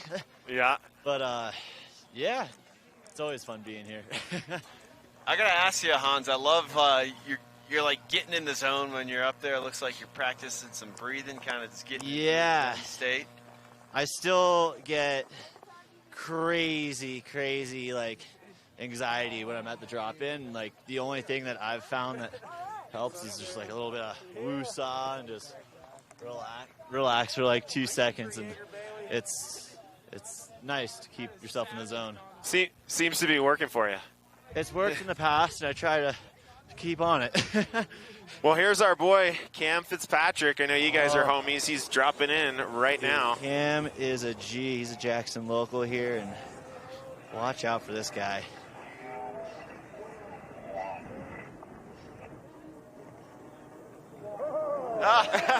For Jaeger!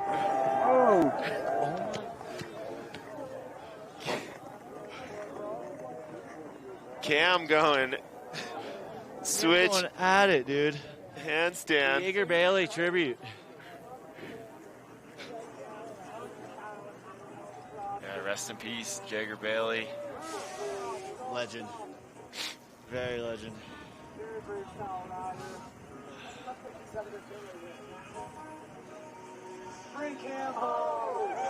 Well, Hans, I got to put you on the spot, buddy. This is a rider-judged event. Can you vote for yourself? I forget if you can vote for yourself, actually. I did this the first year. I remember we sit down in an auditorium and like watch it on a movie screen. Everyone has like their paper and numbers. It's very kind of untraditional, but very cool in the same way. Just in the same fit as like this whole event is not something you really come across anywhere in the world. Like, even free ride tours and stuff like that, I feel like this one's very like rider directed, as Jess was saying, and just like for the boys and the girls, you know, like have fun, ride Corbets. Yeah, it's all about you guys. How do you feel now that your runs are done? Like, do you want more, or are you content? If it was like how it was the first run, dude, I would just lap that thing right now. It's really good, and there's still some really sick side hits, like uplookers left and stuff, and the snow in there is really good. Like, kind of like has a good compactness to it, almost like a cream-free. Kind of sturdy, yeah, stands you up. And soft, yeah. Not like catchy, and I don't know. I think it's good. All right, we've got Sam Cooch coming up next. Sam Cooch, who had a very impressive showing on his first go out here. Originally out of Nelson, BC. And as we talked about on his first run, you can check him out in Matchstick Productions' Return to Sender.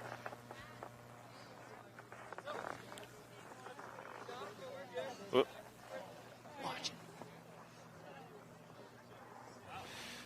Hans Midnick here hanging out in the booth with us. What's up, Mom? 10 seconds. All right, we saw Sam go absolutely nuts on his first run, double cork 10. Dude, that was insane. It was so close. There he comes.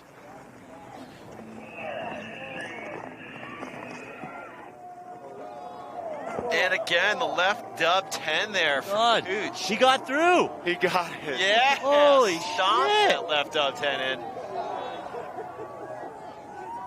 Huge backy. There it is. This is a Cooch fire run.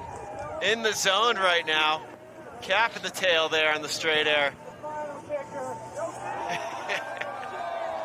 Well, Solid. Great posture. What do you say about that? That's going to be up there. That's a 1 or 2 in my book. History being made right in front of our eyes. Dude, I know. It's crazy because I was only here the first year. I feel like I saw a lot of attempts of double backflips, double corks, but it's crazy watching like some of these guys that are all getting close and stomping. So Check out this replay. Left dub 10, locks in the safety grab, gets off access 2 times as he gets the 1080 degree of rotation around. Attaboy, Cooch. Big old backy in there. Crowd going wild down here. Are you rocking out the music, Hans? Oh yeah, I see your earbuds hanging out. What were you listening to when you're dropping in?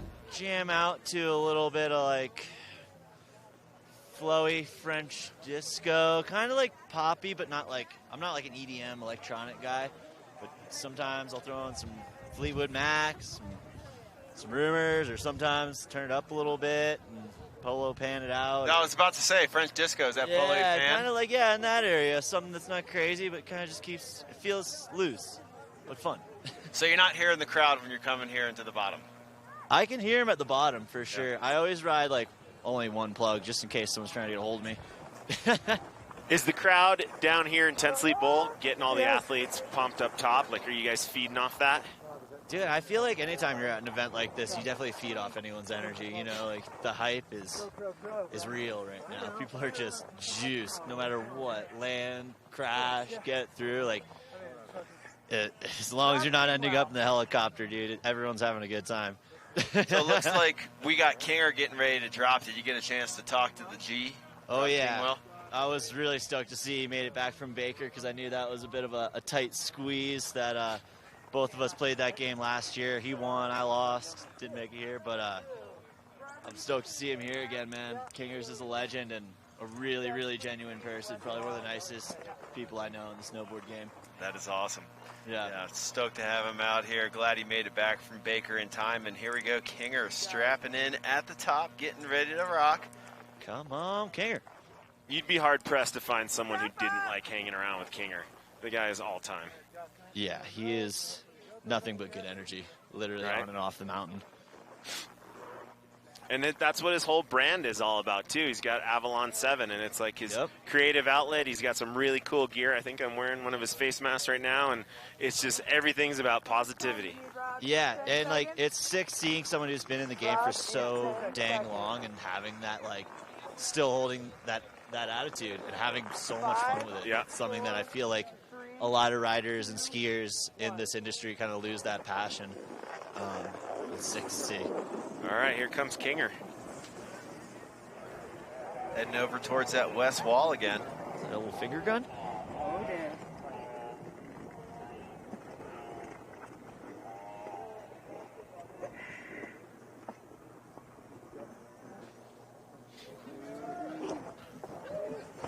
It's like he's going for the same line he took first run off the west wall, kind of dropping back into the goat path. Hit the second jump. Oh, there you go. Solid 3, dude. Sick.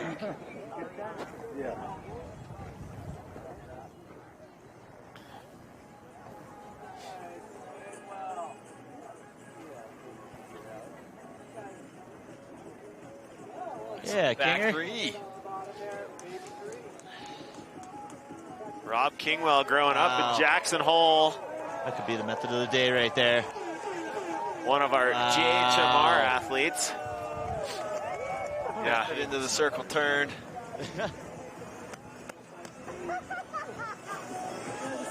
Kinger, 2 for 2 out here.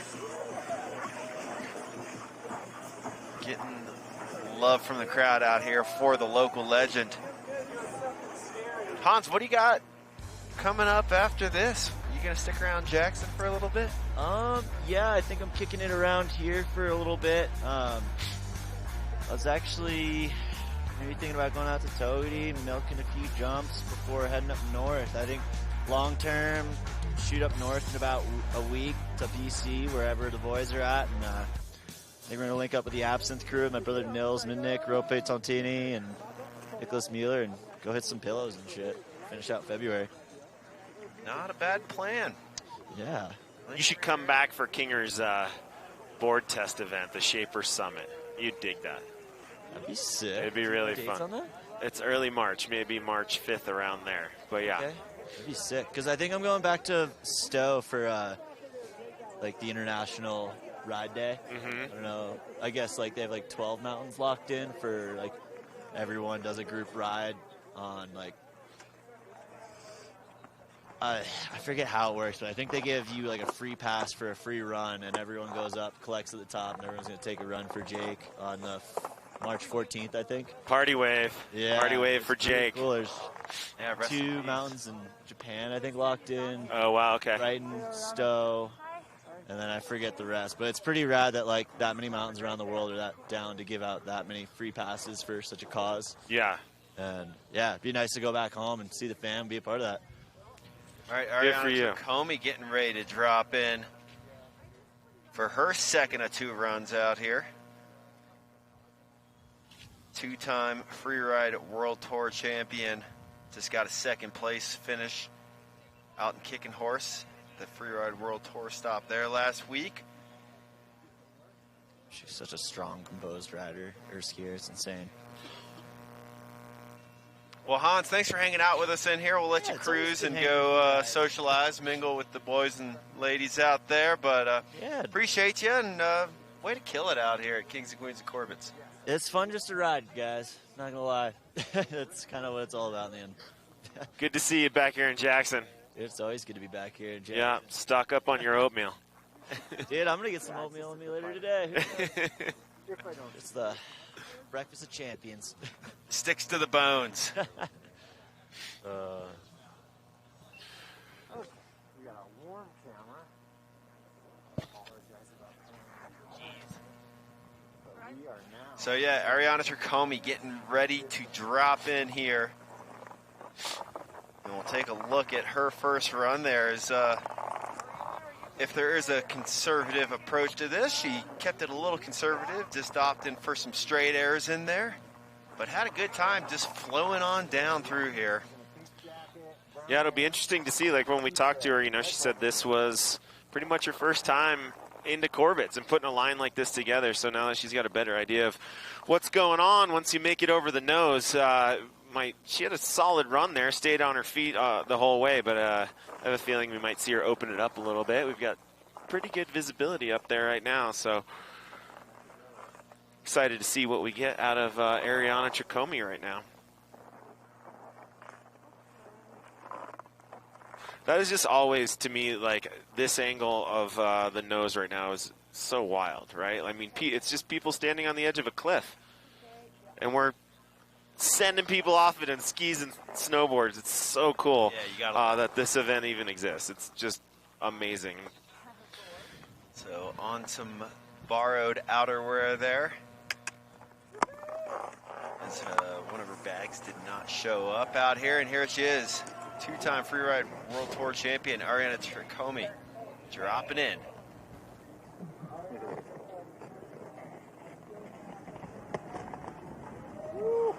Great control on her entry here into Corbet's.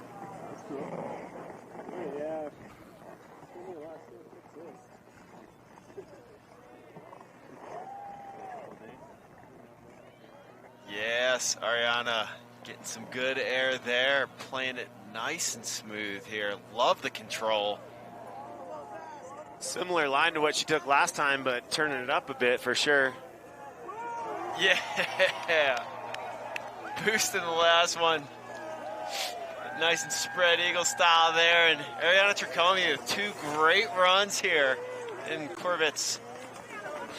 And again, you know, she loves surfing, and I think that really shows through her riding out there. Just nice and flowy, fun approach there from Ari. Yeah, it's cool to see how everyone reads the mountain. There are a lot of options out there, and everybody's got their own personal, individual approach to it.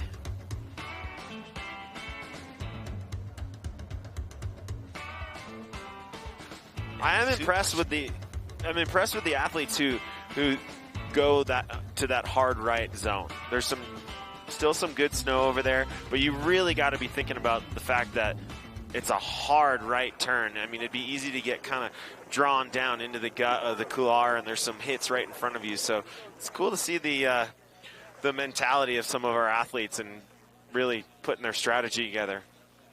All right, well, once again, third member of our team. She has been battling it out in the elements, hanging out at the top. And Tina Dixon, what do you got going on up there right now? Oh, battling the elements. It's great up here. You know, it's interesting. A lot of these athletes took their time debating whether or not to take that second run. They peeked over the nose, checked out the landings. One of those was Ashley Babcock. Remember, she hit that west wall, and she was joking around. She's like, you know, I'm on the ski patrol. I have to work tomorrow. I got to be really careful. So she said if she is going to go again, she'll probably most likely take that go path. But if you look behind me, it's crazy, DC. There's so many launch pads off of the nose, and to see that up here heading into Corbet's, it's pretty impressive stuff. Impressive indeed, and impressive the job that you've been doing up there, Tina. Thank you so much for keeping us informed. Such valuable insight from the top, and again, just hats off to Tina. She's been hanging out there, holding it down all morning. Love the insight we're getting from her up there. Next up, we got Mikey Marone getting ready to drop. He had to drop last on the first run order due to the lottery pick that he had received, but now getting to drop kind of in the middle of the pack. Jackson Hole local now from Casper, Wyoming. Originally moved here when he was 14, though. Got a third place in 2018. And last year, just a really good, impressive showing here as well. Yeah, Mikey just all around super solid rider. Another one of our closet ninjas here in Jackson. There's a lot of them, and it's good to see Mikey kind of getting a spotlight put on him here at Kings and Queens of Corbet. This is definitely his type of event, and as we've seen over the last couple years, he fits right in with the rest of this field. Yeah, and he's got great style, great control, and really just aesthetically pleasing watching this guy interpret the mountain the way he does. Mikey Marone out here riding for Never Summer. How the rest of the course is? I think down there it's pretty good.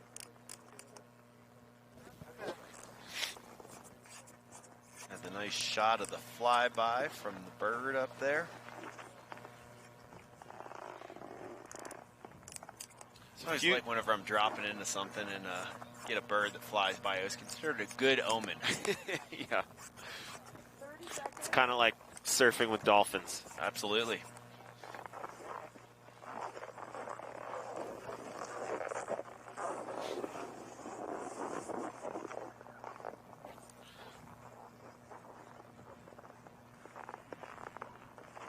Mikey's got a really kind of calm, cool demeanor when it comes to shredding. Like he approaches it really even-keeled and then sends it. Like we saw in the previous run where he did the double backflip with the tuck knee. And will we see that again? We'll find out here in just a second. Mikey Marone dropping in.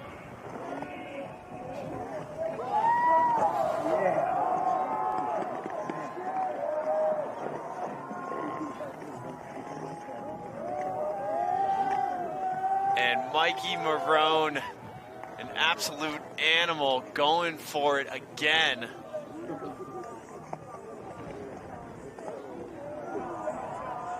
There we go, a little redemption. Another kind of wildcat there at the end. Yeah, I was going to say almost like a backside rodeo setting backflip there. But Mikey Marone, you're an animal.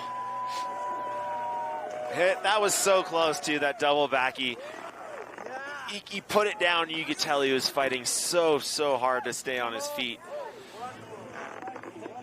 Just a little bit of that chunder up high in the couloir right now kind of bobbled him around. But what a crowd pleaser. There it is, the double backflip again. Getting the tuck knee in.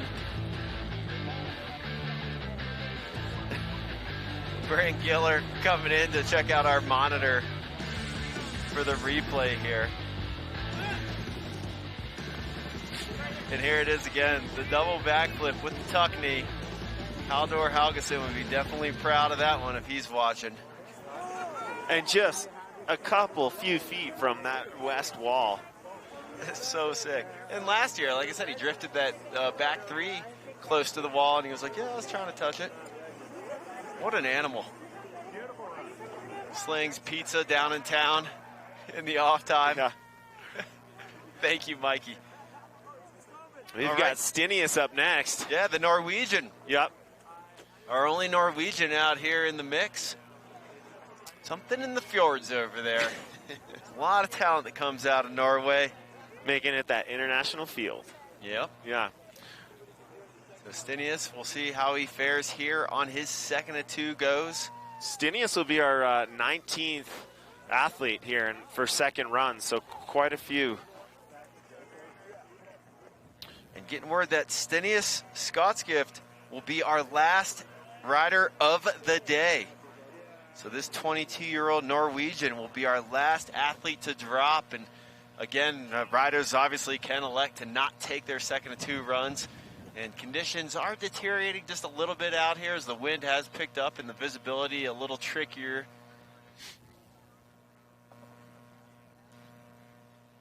But you gotta just, again, hats off to all these athletes for doing what they do out here. And we just were wowed by Mikey Marone there. Unbelievable. Going for the double backy. Real short list of people in the world who've double flipped of any type into Corbett's. It's like Stinius is hiking back up. He was just checking out the lip. Again, our last rider of the day. 19 of our 24 riders taking the option to have a second run. Well, for more on Stinius, let's hear from Stinius himself. This competition is like a legendary competition. It's always been a dream to compete in it. I think it's going to be a lot of crazy things happening in the Corbets this year. We saw Travis Rice send it huge last year, so it's probably going to be some sick things this year too. I'm going to do my best to make a show, and hopefully it's going to be a good one. This is not the first time that we had a GoPro blow off a helmet. Jeff Moran, you ever try speaking any Norwegian? Have you ever had any friends try to help you with your Norwegian? I can honestly say I've never tried. I just love the way they accent everything. Like, we would say his name, Stinius Skotskiff, but over there they'd give it a lot more access, like, Stinius Skotskiff. Yeah, in his first little clip there that we saw of him on his first run, he pronounces it a little bit differently than we do. It sounds cooler. You know, as we're winding down here with our final rider, I'm sure, like, just the level of excitement is through the roof down here at the bottom, and it's got to feel so good for all of our athletes to be like, all right, we did it. It worked. We had fun, high fives, hugs, and now they've got another, it's only Tuesday. We've got 4 more days until the awards party, and they just get to hang out in Jackson, go shred some POW, and like really celebrate this amazing event. It's not just this one day. It's like an entire week's celebration of skiing and snowboarding here in Jackson. Yeah, I'm really looking forward to the Après event down at the base of the mountain here at the Continuum Hotel here this afternoon with the signature Kings and Queens beer, and just catching up with all these athletes. It's going to be a good time down there. It's going to be, the vibe will be live.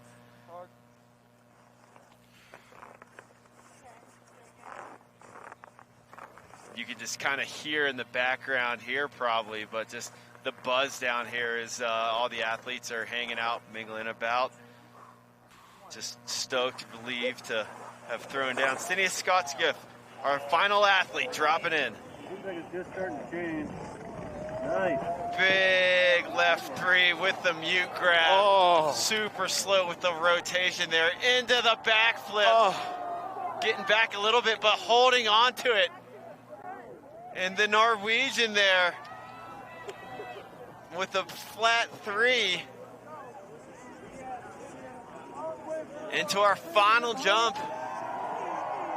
And a nice big left 7 to wrap it up. So there you have the Norwegian. Stinius Skotskiff treating it like a slopestyle run out here. He's got to be pumped on that.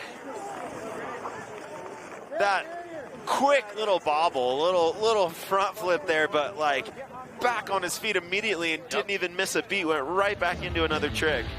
And I just love, again, the replay. It looks like it's almost sped up because when we're watching it live time, that left 3 mute just seems so slow. It was in slow motion, just easy, letting that one hang out there. He's got a lot of time in the air.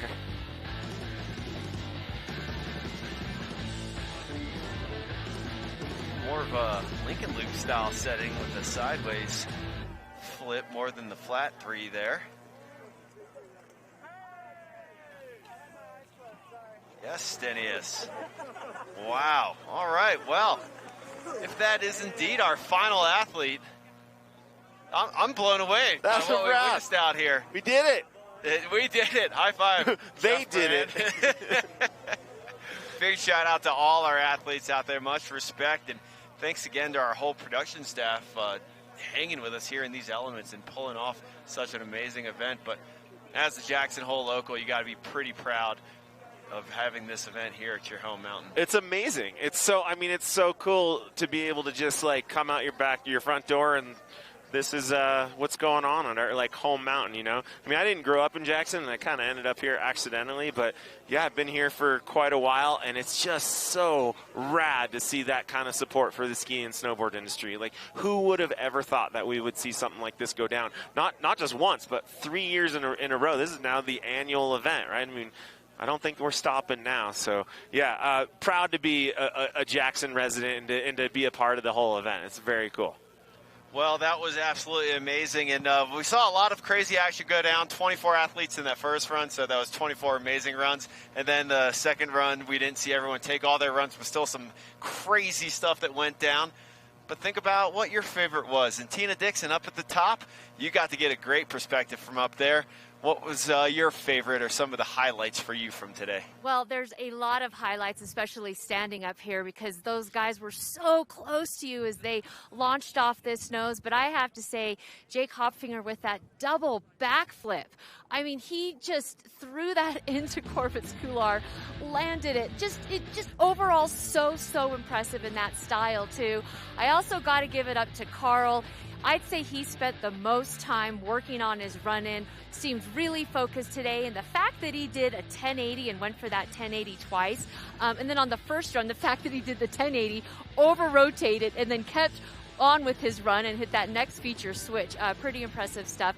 And then Cam Fitzpatrick, the local, he did a handstand dropping into Corbet's Couloir, at least from up here in our point of view. So some really impressive stuff. This definitely took the event to another level, and I was just truly honored to be up here and be able to witness it in person, DC. Right on. Well, thank you so much, Tina Dixon, and way to be a trooper up there at the top of Corbet's here. You're an animal, and get in that hot tub as soon as you get down to the bottom and warm up. All right, well, what about you? Jeff Moran, go ahead. So many favorites. Like Tina was just talking about Cam's handstand. I mean, that's not easy, and it was so like fun and playful and such a cool way to kick off his second run. But you know what? I got to say I was really impressed with PARKIN COSTAIN's run. His double backflip was so pumped, and I feel like part of it was just the energy that he brought down here afterwards, but like in the way he talked about getting stoked on his buddy Jake doing a double backflip, and then he was like, I'm going for it too, and they built their whole takeoff. So yeah, I'm gonna say like I'm gonna step over into the ski world. I'm traditionally a snowboarder, but for today I really am into PARKIN COSTAIN's run. Right on. Yeah, well, some of my highlights, it's really hard to pick just like one in particular favorite, but I'm going to go ahead and start off with Veronica PAULSEN.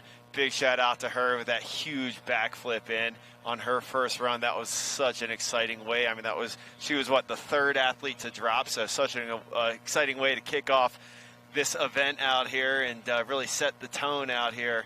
And congrats to Veronica. It was third time was the charm out there with that big backflip. And let's see, Hans Minnick, his first run just was full of style and he kind of treated it like a slope style course.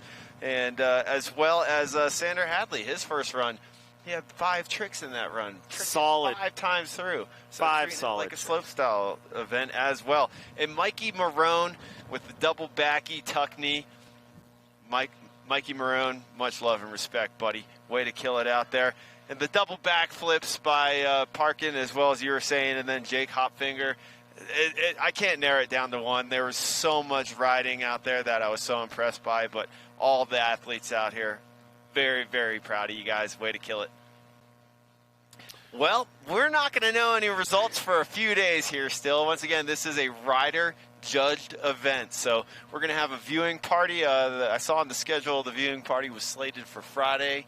Yep. So viewing party here this Friday where all the riders judging party, yeah, hang around and judge it and pick their favorites. And then Saturday, you guys can find out, and there you have it right there on the screen at Jackson Hole on Instagram. That's where we're going to release the results out here for the 3rd King and Queens of Corbet's here at Jackson Hole, Wyoming. Little slice of heaven. Thank you so much for having us, Jackson. And also, guys, just want to have you make sure that you have the Burton US Open on your radar. That's going off here real soon. I got to be over there in a couple weeks for the Burton US Open.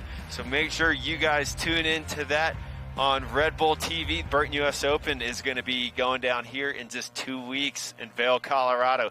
So thank you all so much. On behalf of Tina Dixon up at the top, Jeff Moran holding it down with me here at the bottom of Corbett's, and everybody here at Jackson Hole. We love you. Thank you so much. Much respect.